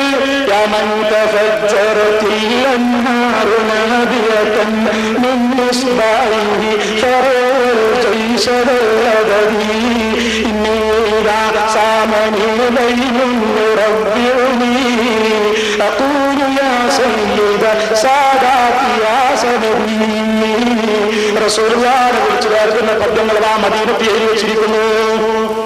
ഇതാരാ എഴുതിയത് ചങ്ങാതിയെ? ഇതാരാ എഴുതിയതാ? സഹാബിമാരിലെ പദ്യാണ്. ഇതാരുണ്ടാക്കിയ പദ്യ കേട്ടോ? ഹിജ്റ 1191. ഇതിപ്പോ ഹിജ്റ 1426 ഹിജ്റ 1191 സുൽത്താൻ അബ്ദുൽ ഹമീദ് ഖാൻ ഇബ്നു സുൽത്താൻ അഹമ്മദ് ഖാൻ ഉണ്ടാക്കിയ ഈ കവിതയുടെ മഹത്വം കൊണ്ട് നബി സല്ലല്ലാഹു അലൈഹി വസല്ലമയുടെ വീടിന് മുകളിൽ ഇത് കൊത്തിവെക്കപ്പെട്ടു. ഇപ്പോൾ ഇതിൽ റബ്ബുൽ ജമാലി എന്ന് തുടങ്ങുന്ന വരിയല്ലാത്ത മിക്കതും മായ്ക്കപ്പെട്ടു പോയി. ഇത് റസൂലുള്ളാഹിക്ക് പരിചയമില്ല, സഹാബത്തിന് പരിചയമില്ല, താബീങ്ങൾക്ക് പരിചയമില്ല, ഇമാമിങ്ങൾക്ക് പരിചയമില്ല. ലോകത്തെ 1000 ചില്ലാനും കൊല്ലങ്ങൾ കഴിഞ്ഞിട്ട് 100-200 ചില്ലാനും വർഷങ്ങൾക്ക് മുമ്പ് ഏതോ കാക്കമാരി എഴുതിയുണ്ടാക്കിയ പദ്യങ്ങൾ അവിടെ ഹറമിൽ എഴുതി വെച്ചിട്ട് നിങ്ങൾ മുജാഹിദുകളോട് റസൂലുള്ളാഹിനെ വിളിച്ചു ചേർക്കുന്ന പദ്യങ്ങൾ അവിടെ ഉണ്ട് എന്ന് പറഞ്ഞുകൊണ്ട് പേടിപ്പിക്കാൻ നോക്കുകയാണ്. ദീനുൽ ഇസ്ലാം എന്ന് പറഞ്ഞാൽ വ്യക്തപുസ്തകമാണ്. അത് സ്വഹാബത്ത് അംഗീകരിച്ചിട്ടുള്ള കാര്യങ്ങളാണ്. പിൽക്കാലത്ത് നിങ്ങൾ അവരെ എന്തൊക്കെയോ ചെയ്തു കൂട്ടി എന്നത് ഇസ്ലാം ദീനിൽ തെളിവല്ല. മദീനത്തെ ഹറമില് 1191 അന്നുള്ള ആലിമീങ്ങൾ മുതൽക്ക് ഇന്നുവരെയുള്ള സർവ്വ ആലിമീങ്ങളെയും അംഗീകാരത്തോടെ ബഹുമാനാദരവോടെ മഹത്വം കൊണ്ടാണ് അയാൾ എന്നെ പറഞ്ഞല്ലോ, ആ ബൈത്തിന്റെ മഹത്വം കൊണ്ടാണ് എഴുതി വെച്ചത്. അങ്ങനെ എഴുതി വെച്ച പദ്യം 1191. അതാ ഞാൻ പറഞ്ഞത്, 200-ലധികം കൊല്ലമായി അവിടെ എഴുതി വെച്ചിട്ട് മുഹമ്മദ് ഇബ്നു അബ്ദുൽ വഹാബും ഇബ്നു ബാസും അതുപോലെ തന്നെ ഉസൈമീനും നിങ്ങളെ മുഴുവൻ നേതാക്കന്മാരെന്ന് നിങ്ങൾ പറയുന്ന മുഴുവൻ ആളുകളും അവരെല്ലാം ഉണ്ടായിട്ട്, അല്ലെ മുഹമ്മദ് അബ്ദുൽ വഹാബിന്റെ ശേഷമാണെങ്കിൽ അതിന്റെ ശേഷമുള്ള നിങ്ങളെ മുഴുവൻ മൗലവിമാരും ഉണ്ടായിട്ട്, മുഴുവൻ നേതാക്കന്മാരും ഉണ്ടായിട്ട് ഇപ്പോഴും ആ പദ്യം മദീനത്തെ പള്ളിന്റെ ചുമരുമ്പൽ ഇല്ലാതെ നിങ്ങൾ പറയുന്നില്ല. അതിന്റെ കുറെ മായച്ചു കഴിഞ്ഞിട്ടുണ്ട്, നിങ്ങളോട് കൈ പോലെ മായച്ചിട്ടുണ്ട്, എന്നാലും കുറെ മായക്കാതെ അവിടെ ബാക്കിയുണ്ട്. ആ ബാക്കിയുള്ള പദ്യം 200ഓളം കൊല്ലമേ ആയിട്ടുള്ളൂ. നബി ചൊല്ലിയതല്ല, സഹാബികൾ ചൊല്ലിയതല്ല, അത് കാക്കമാര് പിന്നെ എഴുതി വെച്ചതാണ്. ഈ കാക്കാമാർക്ക് എഴുതി വെക്കാനുള്ള പള്ളിയാണോ മദീനത്തെ പള്ളി? കാക്കാമാർ എഴുതി വെക്കുന്ന പള്ളിയാണോ മദീനത്തെ പള്ളി? ഇനി മൗലവി ചോദിക്കട്ടെ, 200ഓളം കൊല്ലമായി മദീനത്തെ ഹറമിൽ എഴുതി വെച്ചത് തെളിവല്ല എന്ന് പറയുന്ന നിങ്ങൾ അതിന്റെ 1 മിനിറ്റ് മുമ്പയല്ലേ പറഞ്ഞത്? 12 കൊല്ലമായി ഷാർജയിൽ ഞാൻ ഇതാ മലയാളത്തിൽ ഖുതുബ നിർവഹിക്കുന്നു, അതുകൊണ്ട് മലയാളത്തിൽ ഖുതുബ ഓതാമെന്നതിന് 12 കൊല്ലം സെലഫി ചെയ്താൽ തെളിവ്, അത് ഷാർജയിലെ പള്ളി ചെയ്താൽ തെളിവ്. 200-ലധികം കൊല്ലം മദീനത്തെ പള്ളിയിൽ ലോക മുസ്ലിങ്ങൾ അംഗീകാരത്തോടെ എഴുതി വെച്ചാൽ അത് നബി ചെയ്തതല്ലാത്തത് കൊണ്ട് തെളിവല്ല. എന്നിട്ട് റസൂലുള്ളാഹിന്റെ ജാറത്തെ സംബന്ധിച്ച് കള്ളജാറമെന്ന് നിങ്ങൾ പറഞ്ഞില്ലേ? ആ ജാറമൊന്ന് കാണിക്കൂ. പച്ചക്കുബ്ബയുള്ള റസൂലുള്ളാഹിന്റെ ജാറം, ആ ജാറത്തെ സംബന്ധിച്ച് നിങ്ങൾ കള്ളജാറമെന്ന് പ്രസംഗിച്ചില്ലേ? ഇവിടെ വന്നിട്ട് മരിക്കണ്ടേ എന്ന് ചോദിച്ച് ജനങ്ങളെ കബളിപ്പിക്കുന്ന മൗലവി, റസൂലുള്ളാഹിന്റെ മദ്ഹ് പാടിപ്പറഞ്ഞിട്ട് ഇവിടെ കബളിപ്പിക്കുന്ന മൗലവി, കള്ളജാറമെന്ന് റസൂലുള്ളാഹിന്റെ അക്കാണുന്ന പച്ചക്കുബ്ബയുള്ള ജാറത്തെ സംബന്ധിച്ച് നിങ്ങൾ പറഞ്ഞില്ലേ? ആ റസൂലുള്ളാഹിന്റെ ഖബർ കാണാൻ കഴിയൂല എന്ന് മൗലവി പറയുന്നു. മൗലവിക്കല്ലേ കാണാൻ കഴിയാത്തത്? സൗദി അറേബ്യയിൽ നിന്ന് പുറത്തിറക്കുന്ന അൽ മുസ്ലിമൂൻ പത്രത്തിൽ അള്ളാഹിന്റെ റസൂലിന്റെ ഖബർ ശരീഫ് ജാറം പച്ചപ്പട്ടുകൊണ്ട് പുതച്ചിട്ട് ആ പത്രത്തിൽ നിങ്ങൾ കണ്ടില്ലേ? ആ പത്രം കഴിഞ്ഞ പ്രസംഗത്തിൽ ഞാൻ ഇവിടെ കാണിച്ചില്ലേ? അതിന്റെ ഒറിജിനൽ കോപ്പി കാണിച്ചില്ലേ? എന്റെ CD-യിൽ അത് കാണിച്ചില്ലേ? നിങ്ങൾ എന്തേ, നിങ്ങൾ റസൂലുള്ളാഹിന്റെ അനുയായിയാണോ? നിങ്ങൾ വലിയ റസൂലുള്ളാഹിനോടുള്ള മഹബത്ത് പ്രസംഗിച്ചിട്ട് ആളുകളെ കുപ്പിയിലാക്കിയിട്ട് മുജാഹിദാക്കാൻ ആ അടവ് ഇനി നടക്കൂല കേട്ടോ. നിങ്ങൾ റസൂലുള്ളാഹിന്റെ ജാറത്തെ സംബന്ധിച്ച് നിങ്ങളെ നാവ് കൊണ്ട് പറഞ്ഞ വാക്കാണ് ഞാൻ കേൾപ്പിച്ചത്. കള്ളജാറമാണ് പോൽ അല്ലാഹുവിന്റെ റസൂലിന്റെ ജാറം കള്ളജാറമാണോ? സൗദി അറേബ്യയിലെ ഗവൺമെന്റ് കള്ളന്മാരാണോ? അവിടെയുള്ള ഭരണാധികാരികൾ കള്ളന്മാരാണോ? എന്തേ മൗലവി വിളിച്ചു പറഞ്ഞത് എന്താണ്? ആരുടെ മുന്നിലാണ് ഇത് വിളിച്ചു പറഞ്ഞത്? എന്താണ് വിളിച്ചു പറഞ്ഞത്? ലക്കും ലഗാനുമില്ലേ? ഇനി സഹോദരന്മാരെ, ഞാൻ നിങ്ങളെ കേൾപ്പിക്കാൻ പോകുന്നത്, ഈ മൗലവി കുറച്ചു കാലമായി ഫിത്ന തുടങ്ങിയിട്ട് മൂപ്പര പരിപാടി എന്താന്ന് ചോദിച്ചാൽ സുന്നികളെ പിടിക്കലാണ്. അതിന് നല്ല നീട്ടിമണിച്ചിങ് ബഹള് പറയും, 4 പാട്ടും പാടും. എന്നിട്ട് മൂപ്പരിങ്ങനെ അങ്ങ് പറഞ്ഞിട്ട് ജനങ്ങളെ അങ്ങോട്ട് പിടിക്കും. അങ്ങനെ എത്ര സുന്നികളെ ഈമാനാണ് തെറ്റിക്കാൻ ഈ മൗലവി ശ്രമിച്ചത്. ഇത് മൗലവിയുടെ അവസാനത്തെ വരവാണ് കേട്ടോ. നാദാപുരത്ത് വന്നതോടുകൂടി ഈ മൗലവിയുടെ ആശയപരമായ രംഗത്തുള്ള അവസാനത്തെ വരവ് ഞാൻ പറഞ്ഞതിനർത്ഥം ഇനി അയാൾ ഇവിടെ വരൂല എന്നല്ല, മറിച്ച് അയാളെ ഈ വരവ് തുടർന്നങ്ങ് പോയാൽ നിങ്ങളെ കൊണ്ട് ഓരോന്നോരോന്നായി നേരത്തെ ഞാൻ സമ്മതിപ്പിച്ചില്ലേ, അതുപോലെ സുന്നത്ത് ജമാഅത്തിന്റെ ആശയങ്ങൾ ഓരോന്നോരോന്ന് സമ്മതിപ്പിച്ചിട്ട് നിങ്ങൾ ആശയത്തിന്റെ അവസാനമാണ് കേട്ടോ. അൽഹംദുലില്ലാഹ്, അല്ലാഹു ജല്ല ജലാലുഹു എനിക്ക് ഈ കാര്യം സംസാരിക്കാൻ ഒരു അവസരം തന്നല്ലോ. അതിന് എനിക്ക് ഇവിടുത്തെ മുജാഹിദീങ്ങളോട് പ്രത്യേകം നന്ദിയുണ്ട്. ഇതിനൊരു അവസരം നിങ്ങൾ തന്നല്ലോ. മൗലവി ഷാർജ എന്ന് വരണം, എനിക്ക് റബ്ബിന്റെ തൗഫീഖ് കൊണ്ട് വീട്ടിൽ നിന്ന് വന്നാൽ മതി. ഇവിടെ തന്നെയാണ് നിങ്ങളെ പിടിച്ചു കെട്ടാൻ പറ്റിയ സ്ഥലം. അതുകൊണ്ട് പറയാണ്, നിങ്ങൾ എന്തിനെ റസൂലുള്ളാഹിന്റെ ജാറത്തെ പറ്റി കള്ളജാറം എന്ന് പറഞ്ഞത്? പേരോട് ദേഷ്യം പിടിക്കുന്നു എന്ന് നിങ്ങൾ പറയല്ല. അള്ളാഹിന്റെ റസൂലിന്റെ ജാറത്തെ കുറിച്ച് ഇയാൾ എന്തിന് കള്ളജാറെന്ന് പറഞ്ഞു? ഇയാൾക്ക് എന്തേ ഇയാളെ നാവുമ്മലിൽ എന്നെ ചീത്ത പറഞ്ഞോ മൗലവി? കാന്തപുര ഉസ്താദിനെ നിങ്ങൾ ചീത്ത പറയുന്നോ? പറഞ്ഞോ? നിങ്ങൾ ഉള്ള ആൾ നിങ്ങൾ പറഞ്ഞ് എല്ലാരെയും നിങ്ങൾ പറഞ്ഞ് അവസാനം റസൂലുള്ളാഹിന്റെ ജാറത്തെ സംബന്ധിച്ച് കള്ളജാറമെന്നല്ലേ നിങ്ങൾ പറഞ്ഞത്? എന്താണ് മൗലവി? ഈമാന് വേണ്ടേ? നിങ്ങളാണോ റസൂലുള്ളാഹിന്റെ ശഫാഅത്ത് പ്രസംഗിക്കുന്നത്? നിങ്ങളാണോ റസൂലുള്ളാഹിന്റെ ശഫാഅത്ത് പ്രസംഗിക്കുന്നത്? നിങ്ങളാണോ റസൂലുള്ളാഹിനുള്ള സ്നേഹം പ്രസംഗിക്കുന്നത്? നിങ്ങളാണോ ഈ കബളിപ്പിക്കൽ മുഴുവൻ നടത്തുന്നത്? ഇനി നിങ്ങൾക്ക് കേൾക്കണോ? ഇത് ആൾക്കാർക്ക് മനസ്സിലാവും. ആൾക്കാർ വിചാരിക്കും പേരോട് മുജാഹിദിനെ വല്ലാണ്ട് എതിർക്കുന്നു. എന്താണ് മുജാഹിദെന്ന് നിങ്ങൾ മനസ്സിലാക്കുമ്പോൾ നിങ്ങൾക്ക് എന്നെക്കാൾ എതിർപ്പുണ്ടാവും ഈമാനുണ്ടെങ്കിൽ. ഇനി ഞാൻ പറയട്ടെ സഹോദരന്മാരെ, മൗലവി പറയാണ്, പിന്നെ നോക്കണോ, ഈ പത്രം ഞാൻ വായിച്ചിട്ട് കഴിഞ്ഞ പ്രസംഗത്തിൽ 1406 എന്ന് പറയേണ്ടത് 1400 എന്ന് പറഞ്ഞിരുന്നു. ഈ നൂറ്റാണ്ടുകൾ എടുത്ത് പറയുമ്പോ ചെറിയ അക്കങ്ങൾ കൂട്ടാണ്ട് നമ്മൾ പറയും. 14-ാം നൂറ്റാണ്ടിൽ 13-ാം നൂറ്റാണ്ടിലൊക്കെ പറയും. അത് 6 എന്ന് പറയാനൊന്നുമില്ലല്ലോ. 1400 ഒരു 6 പറയണോ? അപ്പൊ 1400 മൂപ്പര് പറയാ പേരോടിന് എണ്ണം അറിയില്ല. മൂപ്പര് കണ്ടുപിടിച്ച് എണ്ണം ശരിയായിക്കോന്ന്, അല്ലാതെ ഇത് പത്രത്തിലുണ്ടോ ഇല്ലേ എന്നല്ല, ജാറുണ്ടോ ഇല്ലെന്ന് അത് മൂപ്പര് പറഞ്ഞില്ല. എണ്ണം പറഞ്ഞത് 6 കുറഞ്ഞു പോയി. എന്നാ 6 കൂട്ടിക്കോ മൗലവി. 1406 അതിന്റെ മുകളിലുള്ള പട്ടി സൗദി ഗവൺമെന്റ്, സൗദി രാജാവ് കൊണ്ടുപോയി പൊതിച്ചത്. അത് പുതുതായിട്ട് പൊതിച്ചത്. അതിങ്ങനെ ഇടക്കിടക്ക് മാറ്റാനാണ് ആ പച്ചപ്പട്ട്. അത് നിഷേധിച്ചോ നിങ്ങൾ? എന്നിട്ട് പറയാ കള്ളജാറമാണ്, കള്ളം പറയാണ്. ഇനി സഹോദരന്മാരെ, നിങ്ങൾ മനസ്സിലാക്കുക, ഇയാള് പറയുന്നു, അത് രസമുള്ളതായി പറയും, മന്ത്രിക്കാൻ പാടില്ല എന്നാണ് ഇതുവരെ മുജാഹിദീങ്ങൾ പറഞ്ഞത്. ഇവിടെ ഞാനുമായിട്ട് ഖണ്ഡന പ്രസംഗം നടത്തി. സെലഫി ഇപ്പൊ സമ്മതിച്ചു മന്ത്രിച്ചിട്ട് പൈസ വാങ്ങാം. അത് രണ്ടുമാണ് എനിക്ക് കേൾക്കാൻ പോകുന്നത്. ഒന്ന്, ആദ്യം മുജാഹിദീങ്ങളെ പുസ്തകത്തിൽ മന്ത്രിക്കാൻ പാടില്ല, മന്ത്രം ശിർക്കാണ് എന്ന് പറഞ്ഞത് ആദ്യം കാണുന്നു. അതിന്റെ ശേഷം മന്ത്ര ശിർക്കാണ് ഇസ്ലാഹി പ്രസ്ഥാനം എന്ന പുസ്തകം. ഈ പുസ്തകം KNM publishing wing, Mujahid centre Kozhikode 2. ഇതിൽ പറയുന്ന മന്ത്രം ശിർക്കാണ്. ഈ മന്ത്ര ശിർക്കാണെന്ന് നേരത്തെ പഠിപ്പിച്ച മൗലവിമാര് ഇവിടെ എത്തിയപ്പോൾ ഇതിൽ പറയുന്നത് എന്താണ്? ഇവിടെ ഞാനുമായി മുട്ടിയപ്പോ ഞാൻ അതാ പറഞ്ഞത് നിങ്ങൾ അവസാനത്തതാണെന്ന് പറഞ്ഞതിന്റെ അർത്ഥം അതാണ്. നിങ്ങൾ ആശയത്തിന്റെ അവസാനമാണ്. നിങ്ങൾ ശരിക്കും മനസ്സിലാക്കിക്കോ. ഇതിലിപ്പോൾ മൗലവിമാര് നേരത്തെ ശിർക്കാണെന്ന് പറഞ്ഞ മന്ത്രം ഇപ്പോൾ പറയുന്നു അതിന് ഒരു വിരോധവുമില്ല.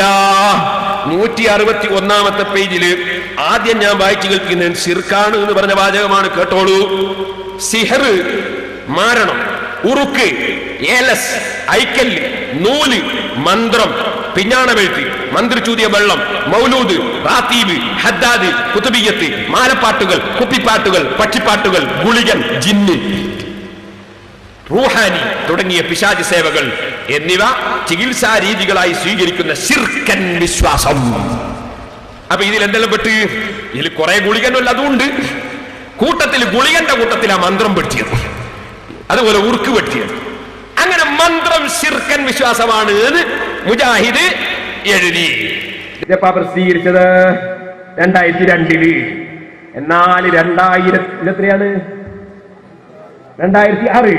2006 ആയപ്പോൾ പേരോടുമായി സെലഫി വന്ന് നാദാപുരത്ത് മുട്ടിയപ്പോൾ സെലഫി അതാ സമ്മതിക്കുന്ന മന്ത്രത്തിന് ഞങ്ങൾ എതിരല്ല.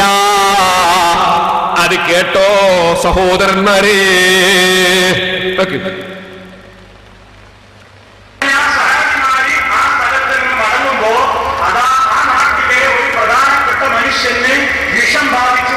വിഷം ബാധിച്ചപ്പോ അവർ ഈ വന്ന ആളുകളോട് ചോദിച്ചു, നിങ്ങളുടെ കൂട്ടത്തിൽ മന്ത്രം അറിയുന്നവരുണ്ടോ? അപ്പൊ സഹായന്മാർ പറഞ്ഞു, ഞങ്ങൾക്ക് മന്ത്രമൊക്കെ അറിയാം, മന്ത്രിച്ച് തരാം, വിഷത്തിന് ഞങ്ങൾ മന്ത്രിക്കാം, പക്ഷേ വെറുതെ പറ്റില്ല, നിങ്ങൾ ഞങ്ങളെ അനാദരിച്ചവരാണ്, കൂലി വേണം എന്ന രൂപത്തിൽ ഞങ്ങൾക്ക് കൂലി തരാമെന്ന് പറഞ്ഞു. ഞങ്ങൾക്ക് കൂലി തരാമെന്ന് പറഞ്ഞു. അങ്ങനെ ആടിനെ പ്രതിഫലമായി നിശ്ചയിച്ചു. അവര് ബാക്കിയെ ഓടി മന്ത്രിച്ചു. ആ രോഗം സുഖപ്പെട്ടു. അങ്ങനെ അവർക്ക് ആട്ടിനെ കിട്ടി. റസൂലിനോട് വന്നിട്ട് വിവരം പറഞ്ഞു, നബിക്കും അതിൽ നിന്ന് ഓഹരി നൽകി, നബി ചോദിച്ചു വാങ്ങി എന്നൊരു സംഭവം ഇവിടെ പറയുകയുണ്ടായി. അതിലാർക്കൊരു തർക്കമില്ല. മന്ത്രം അവിടെ നടത്തി. അവിടെ നിങ്ങളുടെ സാഹചര്യത്തിൽ കൂടിയും വാങ്ങി. അതിവിടുത്തെ വിഷയമല്ലാതെ വിഷയമാണ്. മന്ത്രത്തിനോട് എതിരല്ല. അങ്ങനെ ഒരു മന്ത്രം എന്ന ഒരു ചികിത്സയുടെ പേരിൽ എപ്പോഴെങ്കിലും അങ്ങനെ ഒരു സാഹചര്യത്തിൽ അധികാരപ്പെടുത്താൻ താങ്ങുന്നതും തെറ്റല്ല എന്നവിടെ പറഞ്ഞിട്ടില്ല. മന്ത്രം അവിടെ നടത്തി. അവിടെ നിങ്ങളുടെ സാഹചര്യത്തിൽ കൂടിയും വാങ്ങി. അതിവിടുത്തെ വിഷയമല്ലാതെ വിഷയമാണ്. മന്ത്രത്തിനോട് എതിരല്ല. അങ്ങനെ ഒരു മന്ത്രം എന്ന ഒരു ചികിത്സയുടെ പേരിൽ എപ്പോഴെങ്കിലും അങ്ങനെ ഒരു സാഹചര്യത്തിൽ അധികാരപ്പെടുത്താൻ താങ്ങുന്നതും തെറ്റല്ല എന്നവിടെ പറഞ്ഞിട്ടില്ല. കേട്ടോ, ഞാനിവിടെ ആ ബുഖാരിയിലെ ഹദീസ് ഉദ്ധരിച്ചിട്ട് പറഞ്ഞപ്പോ ഇപ്പൊ ഇയാൾ പറയുന്നത് നമുക്ക് തർക്കം ഇല്ല, മന്ത്രിച്ചിട്ട് കൂലി വാങ്ങാം, ഞങ്ങൾ അങ്ങനെ പറഞ്ഞിട്ടില്ല. പറഞ്ഞ പുസ്തകം അച്ചടിച്ചിട്ട് കൊല്ലം 4 ആയിട്ടുള്ളൂ മൗലവി. അതാ ഞാൻ ആദ്യം വായിച്ചു കേൾപ്പിച്ചത്. അത് നിങ്ങളെ KNM പ്രസിദ്ധീകരിച്ച പുസ്തകമാണ്. അതിലാ പറഞ്ഞ് മന്ത്രം ശിർക്കാണെന്ന്, ഉറുക്ക് ശിർക്കാണെന്ന്. അത് നിങ്ങൾ ഗുളികന്റെ കൂട്ടത്തിലാ പെടുത്തിയത്, ജിന്നിന്റെ കൂട്ടത്തിലാ പെടുത്തിയത്. എന്നാൽ ഇപ്പൊ നിങ്ങൾ പറയുന്നത് ഞാൻ കഴിഞ്ഞ പ്രസംഗത്തില് ബുഖാരിയിലെ ഹദീസ് ഉദ്ധരിച്ചിട്ട് ഓരോ നിങ്ങൾ പറഞ്ഞ പോലെ പറഞ്ഞ് ഇവിടെ പറയുകയുണ്ടായി, തർക്കമില്ല, നമുക്ക് പ്രശ്നമില്ല, മന്ത്രിക്കാം, കൂലി വാങ്ങാം. ഇതാ ഞാൻ പറഞ്ഞത് അന്ത്യമാണിത് കേട്ടോ. നിങ്ങൾ ആശയത്തിന്റെ അന്ത്യമാണ് കേട്ടോ. ഇനി ഞാൻ കേൾപ്പിക്കാൻ പോകുന്നത് എന്താണ് സഹോദരന്മാരെ? ഇയാള് പറയാണ്, ഇയാള് ലൈഫ് ഒന്നും പറയൂലേ, മൂപ്പര് ലൈഫ് ഒന്നും തെളിവിനെടുക്കൂല. പ്രസംഗത്തിൽ എടുക്കൽ അത് ലൈഫാണ്. ഇയാൾ ഇവിടെ ഒരു ലൈഫ് പറഞ്ഞ് കേൾക്കണോ നിങ്ങൾക്ക്? ഇയാള് റസൂലുള്ള വരുമ്പോ എഴുന്നേറ്റ് നിൽക്കാൻ പാടില്ല എന്ന് പറയുന്ന ഒരു ഹദീസ് ഉദ്ധരിച്ചു. സുബ്ഹാനല്ലാഹ്, നിങ്ങൾ മനസ്സിലാക്കണം, നമ്മുടെ ആലിമീങ്ങളും നമ്മുടെ സാദാത്തുക്കളും വരുമ്പോ നമ്മൾ എഴുന്നേറ്റ് നിന്ന് തക്ബീർ ചൊല്ലുമല്ലോ. ഇത് മൗലവിക്ക് തീരെ പിടിക്കാത്താണ്. കാളനെ കാണുമ്പോൾ തക്ബീർ എന്നാ മൗലവി മുമ്പ് പറഞ്ഞത്. കഴിഞ്ഞ പ്രസംഗത്തിൽ ഞാന് അള്ളാന്റെ റസൂല് വരുമ്പോ സഹാബത്ത് തക്ബീർ ചൊല്ലിയ കിതാബുകൾ എടുത്തങ്ങ് ഉദ്ധരിച്ചപ്പോ മൗലവി പറയാണ്, സഹാബത്ത് ഒറ്റ തക്ബീറേ ചൊല്ലിയിട്ടുള്ളൂ, നിങ്ങൾ 3 ചെല്ലുന്നുണ്ട്. അപ്പൊ 1 തൗഹീദും 3 ശിർക്കുമാണോ മൗലവി? എന്താണ് നിങ്ങൾക്ക് പറ്റിപ്പോയത്? എന്നാൽ നിങ്ങൾ ഓർക്കണം, ഞാനത് കഴിഞ്ഞ CD ഞാൻ എന്റെ മുസ്ലിം സഹോദരന്മാരോട് പറയുന്നു. നിങ്ങൾ കഴിഞ്ഞ പ്രാവശ്യം ഞാൻ പ്രസംഗിച്ച 8 CD അത് ഈമാൻ കിട്ടി മരിക്കാൻ ആഗ്രഹിക്കുന്ന മുസ്ലിമീങ്ങളൊക്കെ എവിടുന്നെങ്കിലും ഒന്ന് കേൾക്കാൻ ശ്രമിക്കുകയും നിങ്ങളെ മക്കളെ കേൾപ്പിക്കുകയും നിങ്ങളെ സ്നേഹിതന്മാരെ കേൾപ്പിക്കുകയും വേണം. കാരണം എന്താണ് മുജാഹിദ് എന്ന് പഠിക്കാൻ അത്രയും കാര്യങ്ങൾ ഞാനതിൽ പറഞ്ഞിട്ടുണ്ട്. ഇനി ഞാൻ നിങ്ങളോട് പറയട്ടെ, അതാ മൗലവി ഇങ്ങനെ മുട്ടുമടക്കേണ്ടി വന്നത്. എന്നാൽ അദ്ദേഹം ഇപ്രാവശ്യം വന്നിട്ട് പറയുന്നു, അള്ളാന്റെ റസൂല് പറഞ്ഞിട്ടുണ്ട്, നിങ്ങൾ അമുസ്ലിം സഹോദരന്മാര് ചിലരെ ബഹുമാനിച്ചിട്ട് എഴുന്നേറ്റ് നിൽക്കും പോലെ എഴുന്നേറ്റ് ഞാൻ വരുമ്പോൾ നിൽക്കണ്ടെന്ന് റസൂലുള്ള പറഞ്ഞിട്ടുണ്ടെന്ന് പറഞ്ഞ് അതാ അദ്ദേഹം ഒരു ഹദീസ് ഉദ്ധരിച്ചു. ആ ഹദീസിനെ സംബന്ധിച്ച് ഞാൻ നിങ്ങളോട് പറയട്ടെ, മൗലവി നിങ്ങൾ ലഈഫൊന്നും എടുക്കൂല എന്ന് പറഞ്ഞിട്ട് തലേക്കെട്ടിന്റെ ഹദീസൊക്കെ ലഈഫാണെന്ന് പറഞ്ഞില്ലേ? റസൂലുള്ള വരുമ്പോ എഴുന്നേറ്റ് നിൽക്കണ്ടെന്ന് നിങ്ങൾ ഉദ്ധരിച്ച ഹദീസ് ലഈഫാണ് മൗലവി. അത് നിങ്ങളെ നമ്മളെ ജബ്ബാർ ബാക്കവിനെ പോലെ നേരത്തെ തോറ്റപ്പ തലയെ കെട്ടിയ ഏതോ ഒരു മൗലവി കോട്ടക്കെന്ന് പറഞ്ഞു എന്ന് പറ്റിച്ചതായിരിക്കും. അതുകൊണ്ട് പറയട്ടെ, ആ ഹദീസിനെ സംബന്ധിച്ച് ഇമാം ഇബ്നു ഹജർ അൽ അസ്ഖലാനി ഫത്ഹുൽ ബാരിയിൽ പറയുന്നു, അബൂദാവൂദിന്റെ ശറഹിലും പറയുന്നു. അങ്ങനെ അബൂദാവൂദിന്റെ ശറഹ് ഞാൻ നോക്കി വായിക്കുന്നു, ഖാല തബ്റാനി ഹാദൽ ഹദീസ് ദഈഫുൻ, ഈ ഹദീസ് ദുർബലമാണ് കേട്ടോ. ഈ ദഈഫായ ഹദീസും പിടിച്ച് നടക്കുന്ന മൗലവിയുടെ പിന്നാലെ പോയിട്ട് റസൂലുള്ള വരുമ്പോ പോലും എഴുന്നേൽക്കേണ്ടതില്ല എന്ന് വിശ്വസിക്കല്ലേ മുജാഹിദേ. ബുഖാരിയിൽ ഹദീസുണ്ടേ മുജാഹിദേ, റസൂലുള്ള പറയുന്നു, നിങ്ങളെ നേതാവിന് വേണ്ടി നിങ്ങൾ എഴുന്നേറ്റ് നിൽക്കുവീൻ എന്ന്. സഹാബത്തിൽപ്പെട്ട ആളുകളെ പറ്റി തന്നെ എഴുന്നേറ്റ് നിൽക്കാൻ പറഞ്ഞത് ബുഖാരിയിലുണ്ടേ. അതുകൊണ്ട് ഈ ദഈഫായ ഹദീസും പിടിച്ച് നടക്കുന്ന മൗലവിന്റെ പിന്നാലെ പോയിട്ട് ആഖിറം നഷ്ടപ്പെടുത്തല്ലേ ചെറുപ്പക്കാരെ. ഇനി എനിക്ക് പറയാനുള്ളത് എന്താണെന്നറിയോ? എന്റെ മാന്യ മുസ്ലിം സഹോദരന്മാര് മനസ്സിലാക്കണം, മൗലവിക്ക് കഴിഞ്ഞ പ്രസംഗത്തിൽ ഞാൻ പഠിപ്പിച്ചു, അള്ളാന്റെ റസൂല് നമ്മളെ പോലത്തെ മനുഷ്യനാണെന്ന്. അവരുടെ മുഖപത്രമായ ശബാബിൽ അവരുടെ പ്രസിഡന്റായ ഉസ്മാൻ സാഹിബ് എഴുതി. ഞാനത് കഴിഞ്ഞ പ്രാവശ്യം ഞാൻ സ്ക്രീനിൽ വെച്ചങ്ങ് കാണിച്ചു കൊടുത്തു. അതിന്റെ പുറമെ ഈ മൗലവി തന്നെ അള്ളാഹുവിന്റെ റസൂലിനെ തരണ്ടായിത്തീട്ട് ദുബായിൽ വെച്ച് പ്രസംഗിച്ചപ്പോ മുഹമ്മദ് നബിയുടെ ജാറത്തിൽ അതാ കൊണ്ടുപോയി പട്ട് ഇടുന്നതാണ് ഡെൻമാർക്കിൽ വെച്ച് കാർട്ടൂൺ വരച്ചതിനേക്കാൾ ഗൗരവമുള്ള തെറ്റ് അവിടുത്തെ ജാറത്തിന്റെ മേലെ പട്ടിടുന്നതാണെന്ന് നിങ്ങൾ പ്രസംഗിച്ചു മൗലവി. അത് ഞാൻ കഴിഞ്ഞ പ്രസംഗത്തിൽ എടുത്ത് ചൂണ്ടിക്കാണിച്ചു.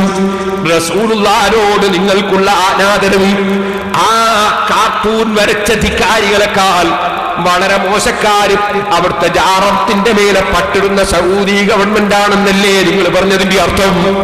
എന്നാൽ ആ പറഞ്ഞ നിങ്ങള് ശരിക്കും മനസ്സിലാക്കി വെക്കണം. നിങ്ങളെ ശബാബ് എടുത്തിട്ട് മുഹമ്മദ് നബി മറ്റു മനുഷ്യരെ പോലുള്ള മനുഷ്യനാണെന്നും മുഹമ്മദ് നബി സാധാരണ പ്രകൃതിയുള്ള മനുഷ്യനാണെന്ന് വിശ്വസിച്ചില്ലെങ്കിൽ ഇസ്ലാമെന്ന് പുറത്താണെന്നും ഇന്നീ ലസ്തു മിസ്ലക്കും, ഞാൻ നിങ്ങൾ നിശ്ചയം നിങ്ങളെ പോലെ അല്ല എന്ന് റസൂലുള്ള പറഞ്ഞ ഹദീസ് സഹീഹുൽ ബുഖാരിയിലുണ്ട്. ആ ബുഖാരി ഇമാമിനെ വരെ നിങ്ങൾ ഇസ്ലാമെന്ന് പുറത്താക്കിയിട്ടല്ലേ നിങ്ങളെ ശബാബിൽ എഴുതിയത്. അത് കഴിഞ്ഞ പ്രാവശ്യം ഞാൻ ഇവിടെ നിങ്ങൾക്ക് കാണിച്ചു, സ്ക്രീനിലിട്ട് കാണിച്ചു. ആ ശബാബ് ഇപ്പം വന്നിട്ട് മൗലവി പറയുന്നു പേരോടത് ദുർവ്യാഖ്യാനം ചെയ്തതാണ്. എന്നാൽ എന്താണ് ദുർവ്യാഖ്യാനം ചെയ്തതെന്ന് ശബാബിന്റെ ആദ്യം മുതൽ അവസാനം വരെ 4 ദിവസത്തെ പ്രസംഗത്തിൽ എന്തേ മൗലവി വായിക്കാതിരുന്നത്? പേരോട് ദുർവ്യാഖ്യാനം ചെയ്തു എന്ന് പറഞ്ഞാൽ മതിയോ? എന്നാൽ എന്താണ് ഞാൻ ദുർവ്യാഖ്യാനം ചെയ്തതെന്ന് നിങ്ങൾ പറയണ്ടേ. ഇതുപോലെ നിങ്ങൾ അൽമനാറിൽ അള്ളാന്റെ റസൂലിന്റെ ശരീരം ജീർണിച്ച് നശിച്ചുപോയി എന്ന് എഴുതിയത് കഴിഞ്ഞ പ്രസംഗത്തിൽ ഞാൻ ചൂണ്ടിക്കാണിച്ചു. എന്റെ അൽമനാർ ഞാൻ നിങ്ങൾക്ക് സ്ക്രീനിൽ വെച്ച് കാണിച്ചു തന്നു. ഞാനത് നിങ്ങളെ തൊട്ടപ്പം മൗലവിമാരെ മുന്നിൽ, നിങ്ങളെ മൗലവിമാരെ മുന്നിൽ, എന്നോട് വാദപ്രതിവാദത്തിന് വന്ന മൗലവിമാരെ മുന്നിൽ ഞാൻ ഇടമുട്ടത്ത് വെച്ച് കാണിച്ചിട്ടില്ലേ? നിങ്ങളെ മൗലവിമാര് ചോദ്യം ചെയ്തിരുന്നോ? റസൂലുള്ളാഹിന്റെ ശരീരം ജീർണിച്ചു എന്ന് നിങ്ങൾ എഴുതിയിട്ടില്ലേ? അത് നിങ്ങൾ ജമാഅത്ത് ഇസ്ലാമിക്കാരും എഴുതിയിട്ടില്ലേ? അതൊക്കെ ഞാൻ കഴിഞ്ഞ പ്രസംഗത്തിൽ പറഞ്ഞില്ലേ? ഇപ്പോൾ മൗലവി വന്നിട്ട് എന്റെ മാന്യ മുസ്ലിം സഹോദരന്മാര് മനസ്സിലാക്കണം, മൗലവി പറയുന്നു മുഹമ്മദ് നബി എന്നെ പോലെയുമല്ല നിങ്ങളെ പോലെയുമല്ല എന്നിവിടെ വെച്ചിട്ട് ഏത്തേടാണ്, സമ്മതിക്കാണ്. അതാണ് ഇനി നിങ്ങൾക്ക് 2 കാര്യമാണ് കൽപ്പിക്കാൻ പോകുന്നത്. അതേ ശബാബിലുള്ള നമ്മളെ പോലെയാണെന്ന് പറഞ്ഞത് ആദ്യം കൽപ്പിക്കുന്നു, പിന്നെ മൗലവി നമ്മളെ പോലെ അല്ല എന്ന് എന്റെ പ്രസംഗം കഴിഞ്ഞപ്പോൾ എന്റെ മുമ്പിൽ സമ്മതിക്കുന്നത് രണ്ടാമത് കേൾപ്പിക്കുന്നു. എന്റെ മാന്യ മുസ്ലിം സഹോദരന്മാരൊന്ന് ശ്രദ്ധിക്കൂ. നിങ്ങൾ ഞങ്ങളെ പോലത്തെ മനുഷ്യർ മാത്രമാണെന്ന് പ്രവാചകന്മാരുടെ എതിരാളികൾ പറഞ്ഞപ്പോൾ അല്ല, ഞങ്ങൾ നിങ്ങളെ പോലത്തെ മനുഷ്യരല്ല എന്നല്ല പ്രവാചകന്മാർ മറുപടി പറഞ്ഞത്. നേരെ മറിച്ച് ഞങ്ങൾ നിങ്ങളെ പോലത്തെ മനുഷ്യർ മാത്രമാണ് എന്ന് സമ്മതിച്ചു കൊടുക്കുകയാണ് ചെയ്തത്. ഇതാണ് ശബാബിലുള്ളത്. ഇനി പ്രവാചകന്മാർ സാധാരണ മനുഷ്യ പ്രകൃതിയുള്ളവരായിരുന്നു. ഇതിങ്ങനെ വന്നിട്ട് മൂപ്പർ അവസാനം പറയാണ് അങ്ങനെ വിശ്വസിക്കാത്തവൻ ഇസ്ലാം എന്ന് പുറത്താണ്. അതാണ് ശബാബ് കാണിക്കുന്നത്.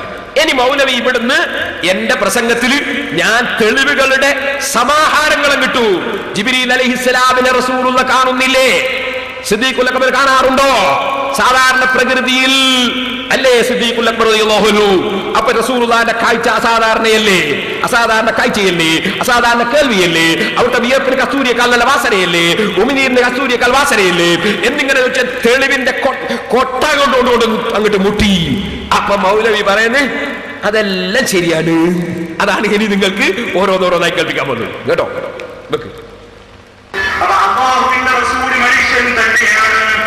റസൂൽ സല്ലല്ലാഹു അലൈഹി വസല്ലം മനുഷ്യനല്ല എന്ന് പറയാൻ കഴിയില്ല. അതേ അവസരത്തിൽ അല്ലാഹുവിന്റെ റസൂൽ എന്നെ പോലെയും നിങ്ങളെ പോലെയുമാണോ? ഒരിക്കലുമല്ല. നിങ്ങളെ ശബാബിന് നിങ്ങളെ പ്രസിഡന്റ് നിങ്ങളെ പോലത്തെ മനുഷ്യനാണെന്ന് എഴുതിയത് ഞാൻ കാണിച്ചില്ലേ? നാദാപുരത്ത് വെച്ച് നിങ്ങളെ കൊണ്ടത് തിരുത്തിച്ചില്ലേ? നാദാപുരത്ത് വെച്ച് മാറ്റിപ്പറയിച്ചില്ല. ഇതാ ഞാൻ പറഞ്ഞത് നിങ്ങളെ പ്രസ്ഥാനത്തിന്റെ അന്ത്യമാണിത്. നിങ്ങളെ പ്രസ്ഥാനത്തിന്റെ അന്ത്യമാണിത്. ഇനി ഞാൻ നിങ്ങളെ കൊണ്ട് പറയിച്ചു തരാം. ഇനി നിങ്ങൾക്ക് കേൾക്കണോ? അള്ളാന്റെ റസൂല് തെറ്റ് ചെയ്യുമെന്ന് ഇവരെഴുതി. കുറ്റബോധമുള്ള ആളായിരുന്നു എന്നെഴുതി. സെൽസബീലിലല്ലേ എഴുതിയത്? വെക്കൂ മോനെ സെൽസബീൽ.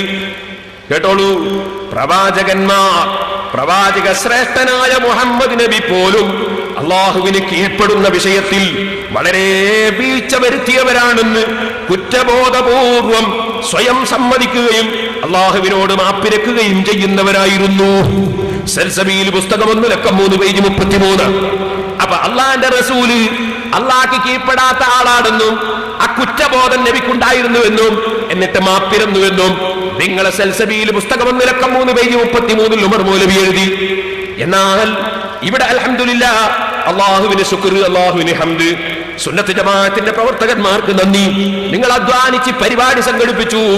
ആ പരിപാടിയിൽ നിങ്ങളൊക്കെ എല്ലാ നാട്ടിൽ നിന്നും വന്നു. ഞാൻ റബ്ബിന്റെ തൗഫീഖ് കൊണ്ട് എനിക്കറിയുന്നത് പറഞ്ഞു. അള്ളാഹുവിന്റെ റസൂല് കുറ്റക്കാരനാണെന്ന് പറഞ്ഞ മുജാഹിദിനെ കൊണ്ട് നാദാപുരത്ത് വെച്ച് അല്ല എന്ന് സമ്മതിപ്പിച്ചു. അതാണ് നിങ്ങൾക്ക് ഇനി കേൾക്കാൻ പോകുന്നത്. വെക്കൂ മോനെ.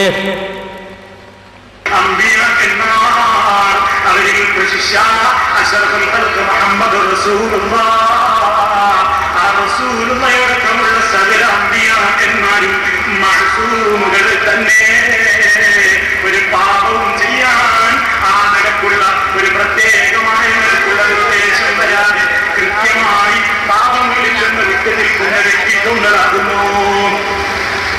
കണ്ടോ? പാപങ്ങളിൽ നിന്ന് വിട്ടു നിൽക്കുന്ന വ്യക്തിത്വങ്ങളാകുന്നു. ഇതാണ് ഏത്തേടിക്കൽ. ഇനി കേട്ടോളൂ, ഇയാൾ പറഞ്ഞ മുസ്ലിംമാര് തെറ്റിദ്ധരിപ്പിക്കാണ്. ഞങ്ങള് ഈ പണ്ഡിതന്മാര് മുസ്ലിംമാര് തെറ്റിദ്ധരിപ്പിക്കാണ്. ഞങ്ങൾ മുഹമ്മദ് നബി സാധാരണ മനുഷ്യനാണ് എന്ന് പറഞ്ഞു. ഞങ്ങൾ അങ്ങനെയല്ല പറഞ്ഞത്, മനുഷ്യനാണ് എന്നാണ്. ഇവര് പറയുന്നത് മനുഷ്യനാണ് എന്നാണ്. എന്നാ സഹോദരന്മാരെ, അതും നിങ്ങൾക്ക് ഞാൻ കാണിച്ചു തരാം. 3-ാം ക്ലാസ്സിലെ പുസ്തകം. അതിനു മുമ്പ് മൗലവിമാര് മുസ്ലിംമാര് തെറ്റിദ്ധരിപ്പിക്കുകയാണെന്ന് ഞങ്ങളെ കുറിച്ച് പച്ചക്കള്ളം പറയുന്നത് ആദ്യം വെക്കട്ടെ. വെക്കൂ. തെറ്റിദ്ധരിപ്പിക്കുന്ന മുസ്ലിയാക്കന്മാര് അവര് പലപ്പോഴും പറയുന്നു, മുജാഹിദിന്റെ വിശ്വാസം റസൂലുള്ള കേവല സാധാരണക്കാരൻ തന്നെ. തെളിവ് പറയുന്നത് എന്താണെന്നോ, മുജാഹിദിന്റെ മദ്രസയിലെ പാഠപുസ്തകത്തിൽ 3-ാം ക്ലാസ്സിലെ പാഠപുസ്തകത്തിൽ അല്ലാഹുവിന്റെ റസൂല് മനുഷ്യൻ തന്നെ എഴുതിയിട്ടുണ്ട് പോലും. 3-ാം ക്ലാസ്സിലെ പുസ്തകത്തിൽ മനുഷ്യൻ തന്നെ എഴുതിയതാണ് പോലും നമ്മൾ തെളിവ് പറയുന്നത്. 3-ാം ക്ലാസ്സിലെ പുസ്തകമാണിത്. നോക്കിക്കോ, എല്ലാ പ്രവാചകന്മാരും സാധാരണ മനുഷ്യർ തന്നെയായിരുന്നു. മനുഷ്യൻ തന്നെ എന്നല്ല നിങ്ങൾ എഴുതിയത്, സാധാരണ മനുഷ്യൻ തന്നെ എന്നാണ്. വെക്ക്, അത് വെച്ചോ, സ്ക്രീനിൽ കാണുന്നില്ലേ? സാധാരണ മനുഷ്യൻ തന്നെ എന്നാ എഴുതിയത്. എന്നിട്ട് ഞങ്ങൾ തെറ്റിദ്ധരിപ്പിക്കുന്നു എന്നാ പറയുന്നത്. പൊളിച്ചെഴുതിക്കാണ് നിങ്ങളെ കൊണ്ട്. നിങ്ങൾ പൊളിച്ചെഴുത്തിനല്ലേ നിങ്ങളെ പോസ്റ്ററിന് കൊടുത്തത്? പൊളിച്ചെഴുത്തിന്റെയാണിത്. മുജാഹിദിനെ പൊളിച്ചെഴുതാണ്. ഇനി കേട്ടോ സഹോദരന്മാരെ, ഇദ്ദേഹം പറയാണ് സാധാരണ മനുഷ്യന്മാര്. ഞങ്ങളല്ല പറഞ്ഞത്, സുന്നികളാണ്. അതായത് കണ്ട രസം. എന്താണ് മൗലവിന്റെ തട്ടിപ്പ്? എന്താണ് ഏറ്റവും മൂപ്പര് പറയാ? നിങ്ങളെ ബുക്കിലുണ്ട് പോയാരെ എന്ത് സാധാരണ മനുഷ്യനാണ്. ഒരു ബുദ്ധിയുള്ള പറയൂ. അത് എന്താ ഉള്ളതെന്നറിയോ? അള്ളാഹുവിന്റെ റസൂലിന്റെ വിനയം. ആ വിനയത്തെ കുറിച്ച് പറയുന്ന സ്ഥലത്ത് നമ്മളെ ഒരു പുസ്തകത്തിൽ പറഞ്ഞു, ഉന്നതങ്ങളിൽ ഗിരിപ്രഭാഷണം നടത്തി അഹന്തയുമായി നടക്കുന്നവരായിരുന്നില്ല തിരുനബി സല്ലല്ലാഹു അലൈഹി വസല്ലം. ഇങ്ങനെ ഗിരിപ്രഭാഷണം നടത്തി അഹന്തയുമായി നടക്കുന്ന ആളായിരുന്നില്ല. റസൂലുള്ളാഹിന്റെ സ്വഭാവം പറയാൻ ഏത് സാധാരണക്കാരനിലും സാധാരണക്കാരന്റെ സ്വഭാവമാണ്, ഒരു സ്ഥാനമാനം കാണിക്കുന്ന സ്വഭാവമില്ല. ഇതിന് ശേഷം പറയാണ്, ഉന്നതങ്ങളിൽ ഗിരിപ്രഭാഷണം നടത്തി അഹന്തയുമായി നടക്കുന്നവരായിരുന്നില്ല തിരുനബി സല്ലല്ലാഹു അലൈഹി വസല്ലം.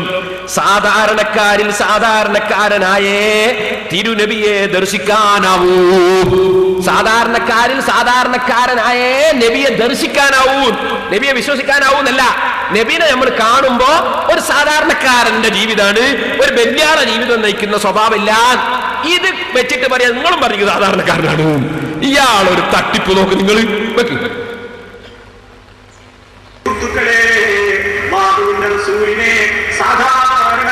സാധാരണക്കാരാക്കിയത് നമ്മളല്ല. കേട്ടോളൂ, ഞാൻ നിങ്ങളോട് വായിച്ചു കേൾപ്പിക്കട്ടെ. ഉന്നതങ്ങളിൽ ഗിരിപ്രഭാഷണം നടത്തി അഹന്തതയുമായി നടക്കുന്നവരായിരുന്നില്ല തിരുനബി സല്ലല്ലാഹു അലൈഹി വസല്ലം. കേട്ടോളൂ, സാധാരണക്കാരിൽ സാധാരണക്കാരനായേ തിരുനബിയെ നമുക്ക് ദർശിക്കാനാകൂ. ഇത് നബിയെ സാധാരണക്കാരനാക്കലാണോ? ബുദ്ധിയുള്ളവർ പറയട്ടെ, മുജാഹിദിന്റെ തട്ടിപ്പ്. നബി സല്ലല്ലാഹു അലൈഹി വസല്ലം അത്രയും വിനയമുള്ള ആളായിരുന്നു, അഹന്ത ധരിക്കുന്ന ആളായിരുന്നില്ല. സാധാരണക്കാരൻ സാധാരണക്കാരനായി. അവിടുന്ന് പറഞ്ഞതിന് എന്താണ്? അവിടുന്ന് പറഞ്ഞതിന് എന്ന് പറഞ്ഞു എന്നാണ്. അതിന്റെ അർത്ഥം എന്താണെന്നുള്ള വേറെ വിഷയം. സാധുക്കളെ കൂട്ടത്തിൽ എന്നെയും പെടുത്തണം. ഈ സാധാരണക്കാരന്റെ ജീവിതം നയിച്ചു നബി സല്ലല്ലാഹു അലൈഹി വസല്ലം. ഇത് പറഞ്ഞതാണ് മുഹമ്മദ് നബി സാധാരണക്കാരനാണ് സുന്നികളാ പറഞ്ഞത്. നിങ്ങളൊന്ന് ആലോചിച്ച് നോക്കി, ഇവരോട് ഒരു തൊലിക്കെട്ടി. ഇനി സഹോദരന്മാരെ, നിങ്ങൾക്ക് കേൾക്കണോ റസൂലുള്ളാഹിന്റെ കാഴ്ചയും കേൾവിയും അസാധാരണയാണെന്ന്? കഴിഞ്ഞ പ്രസംഗത്തിൽ ഞാൻ പറഞ്ഞു, ഇപ്പം മൗലവിയും അത് സമ്മതിക്കുന്നു. നിങ്ങൾക്ക് കേൾക്കാൻ വെക്കൂ. കിട്ടുന്നത് തന്നെ റസൂലുള്ള ജിബ്രീലിനെ കാണുന്നത് കൊണ്ടല്ലേ? ജിബ്രീലിന്റെ ശബ്ദം റസൂലുള്ള കേട്ടിട്ടല്ലേ? ഖുർആൻ അല്ലാഹുവിന്റെ റസൂല് കേട്ടപ്പോ സിദ്ദീഖുൽ അക്ബർ റളിയല്ലാഹു അൻഹു ഉള്ള മജ്ലിസിൽ വെച്ച് കേട്ടിട്ടില്ലേ? ഖദീജത്ത് റളിയല്ലാഹു അൻഹയുള്ള മജ്ലിസിൽ വെച്ച് കേട്ടിട്ടില്ലേ? ആയിഷ റളിയല്ലാഹു അൻഹയുള്ള മജ്ലിസിൽ വെച്ച് കേട്ടിട്ടില്ലേ?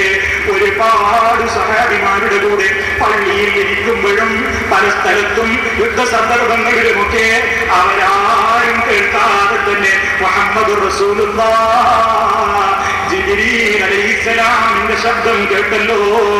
ജിബ്രീലിനെ റസൂലുള്ളാഹ് മാത്രം കണ്ടല്ലോ. ആയിഷ ബീവിയുടെ മടിത്തട്ടിൽ തല വെച്ച് കിടക്കുമ്പോൾ പോലും റസൂൽ ജിബ്രീലിന്റെ ശബ്ദം കേട്ടിട്ടുണ്ട്, ജിബ്രീലിനെ കണ്ടിട്ടുണ്ട്. അതേ അവസരത്തിൽ ആയിഷ ബീവി റളിയല്ലാഹു അൻഹാ ശബ്ദം കേട്ടിട്ടുമില്ല. അതാ പറഞ്ഞത് റസൂലുള്ളാഹി സ്വല്ലല്ലാഹു അലൈഹി വസല്ലമിന് വഹി കിട്ടുന്നു എന്ന നിലക്ക് ചില സന്ദർഭങ്ങളിൽ മറ്റുള്ളവരെ കേൾക്കാത്ത ശബ്ദം റസൂലുള്ള കേൾക്കുന്നു, മറ്റുള്ളവരെ കാണാത്ത കാഴ്ച റസൂലുള്ള കാണുന്നു, മറ്റുള്ള പലരും അനുഭവിക്കാത്ത പലതും റസൂലുള്ള അനുഭവിക്കുന്നു. കണ്ടോ, ഞാൻ കഴിഞ്ഞ പ്രാവശ്യം പറഞ്ഞതൊക്കെ മൗലവി പഠിച്ചു. ഇപ്പോൾ സാധാരണക്കാരനല്ല, കാഴ്ചയും കേൾവിയൊക്കെ വ്യത്യാസമുണ്ട്, സംഭവിച്ചു. എന്നെ കേൾക്കോ, മുഹമ്മദ് നബി സല്ലല്ലാഹു അലൈഹി വസല്ലം ജീർണിക്കും എന്നവരെഴുതിയ അൽമനാർ. ശേഷം മൗലവി ജീർണിക്കൂല എന്ന് ഇവര് സമ്മതിക്കുന്നത്. കഴിഞ്ഞ പ്രാവശ്യം എന്റെ പ്രസംഗം ഉണ്ടായ ഫല പറയുന്നത് കേട്ടോ, പൊളിച്ചേച്ച് വെക്ക്. അല്ലാഹുവിന്റെ റസൂലടക്കമുള്ള സകല അമ്പിയാക്കന്മാരുടെയും അവരുടെ ആ മയ്യിത്തിന് പോലും അവരുടെ ഭൗതിക ശരീരത്തിന്റെ പോലും പ്രത്യേകത അല്ലാഹുവിന്റെ റസൂൽ പറഞ്ഞിട്ടുണ്ട്. ഇന്നല്ലാഹ ഹറമ അലൽ അർദി അജ്സാദൽ അംബിയാ. ഇന്നല്ലാഹ അസ്സ വജല്ല ഖദ് ഹറമ അലൽ അർദി അൻ തഅകുല അജ്സാദൽ അംബിയാ. അല്ലാഹുവിന്റെ റസൂൽ വിശദീകരിച്ചു തന്നിരിക്കുന്നു. അല്ലാഹു ഭൂമിയുടെ മേൽ നിഷിദ്ധമാക്കിയിരിക്കുന്നു അമ്പിയാക്കന്മാരുടെ ഭൗതിക ശരീരത്തെ മണ്ണ് തിന്നുന്നതല്ല. കണ്ടോ? എന്നാ നിങ്ങൾ അൽമനാറിലുള്ളത് എന്താ? അൽമനാർ 985 സെപ്റ്റംബർ, വില 1.50. കേട്ടോളെ, ഖബറുകളിൽ ജീർണിച്ച ജഡങ്ങളായി മാറിയ ആ പുണ്യാളന്മാർക്ക് എങ്ങനെ മറ്റുള്ളവർക്ക് ഗുണവും ദോഷവും ചെയ്യാൻ കഴിയും? ഇങ്ങനെ റസൂലുള്ളാഹിക്കുള്ള മഹാന്മാരെ പറ്റി പറയാണ്. ഖബറുകളിൽ ജീർണിച്ച ജഡങ്ങളായി മാറിയ ആ പുണ്യാളന്മാർക്ക് എങ്ങനെ മറ്റുള്ളവർക്ക് ഗുണവും ദോഷവും ചെയ്യാൻ കഴിയും? എന്നിട്ടൊരായത്തൊക്കെ കൊടുത്തിട്ട് അവസാനം പറയാണ്, നബി തിരുമേനിയുടെ റൗളാ ശരീഫിൽ വന്നു അവിടുത്തെ വിളിക്കുകയും സഹായമർപ്പിക്കുകയും അള്ളാഹുവിൽ ശുപാർശ നടത്താൻ അപേക്ഷിക്കുകയും ചെയ്യുന്നവരും ഇക്കൂട്ടത്തിൽ പെടുന്നു. അപ്പൊ ഖബറുകളിൽ ജീർണിച്ച് നശിച്ച ആ ജീർണിച്ച ജഡങ്ങളായി മാറിയ പുണ്യാളന്മാരിൽ പെട്ട ആളാണ് റസൂലുള്ളാഹി എന്ന് നിങ്ങൾ അൽമനാറിൽ നിങ്ങൾ പച്ചയായി എഴുതി. ഇതാ ഞാൻ ഇടമുട്ടത്തുനിന്ന് കാണിച്ചത്. ഇപ്പോൾ ഇവിടെ വന്നിട്ട് ഏത്തേടാണ് മൗലവി പറയുന്നു റസൂലുള്ളാഹിന്റെ ശരീരം ജീർണിക്കുകയില്ലെന്ന് ഹദീസിലുണ്ട്. അത് കഴിഞ്ഞ എന്റെ പ്രസംഗത്തിൽ ഞാൻ അതിന്റെ തെളിവുകൾ ഖുർആനി ഹദീസിൽ നിന്ന് വലിച്ചങ്ങ് പറഞ്ഞപ്പോ മൗലവി ഇപ്പോൾ സമ്മതിക്കുന്നതാണ്. മുസ്ലിമീങ്ങളെ, നിങ്ങൾ കേട്ടത് അതാണ്. പോസ്റ്ററിൽ മുജാഹിദീങ്ങൾ എഴുതിയത് പൗരോഹിത്യത്തിന്റെ പൊളിച്ചെഴുത്ത്. കാരണം മുമ്പ് പറഞ്ഞതൊക്കെ അവർ പൊളിച്ചെഴുതുകയാണ്. പേരോടിന്റെ മുമ്പിൽ അടിയറ പറയുകയാണ്. സുന്നത്ത് ജമാഅത്തിന്റെ പണ്ഡിതന്മാരെ മുമ്പിൽ അടിയറ പറയുകയാണ്. ഇനി ഞാൻ നിങ്ങൾക്ക് കേൾപ്പിക്കട്ടെ. മൗലവി എന്നെ പറ്റി പറഞ്ഞു. ഞാൻ ആദ്യം കേൾപ്പിച്ചു പേരോടിന് ലൂസാണ്. എന്നാ മൗലവി പ്രസംഗം ശരിക്കങ്ങ് കേട്ടപ്പോ മൗലവി പറയുന്നു പേരോട് മുസ്ലിയാർ അങ്ങനത്തെ ആളൊന്നുമല്ല. പേരോട് മുസ്ലിയാർ ആരാ? മൗലവി പറയാണ് പാറ ചേറാക്കാനുള്ള വ്യാഖ്യാനം പറയാൻ കഴിവുള്ള മുസ്ലിയാരാണ് ഇദ്ദേഹം. ഇതാണ്, അതായത് പരിശുദ്ധ ഇസ്ലാമിനെ സുന്നത്ത് ജമാഅത്തിനെ നശിപ്പിക്കാൻ ഞാൻ എറിയുന്ന പാറക്കഷ്ണങ്ങൾ ചേറായിട്ട് എന്റെ മുഖത്തേക്ക് തന്നെ വീഴുന്നു എന്ന് മൗലവിക്ക് ബോധ്യപ്പെട്ടു. അതാണ് എനിക്ക് കേൾപ്പിക്കാൻ പോകുന്നത്. വെക്കൂ മോനെ.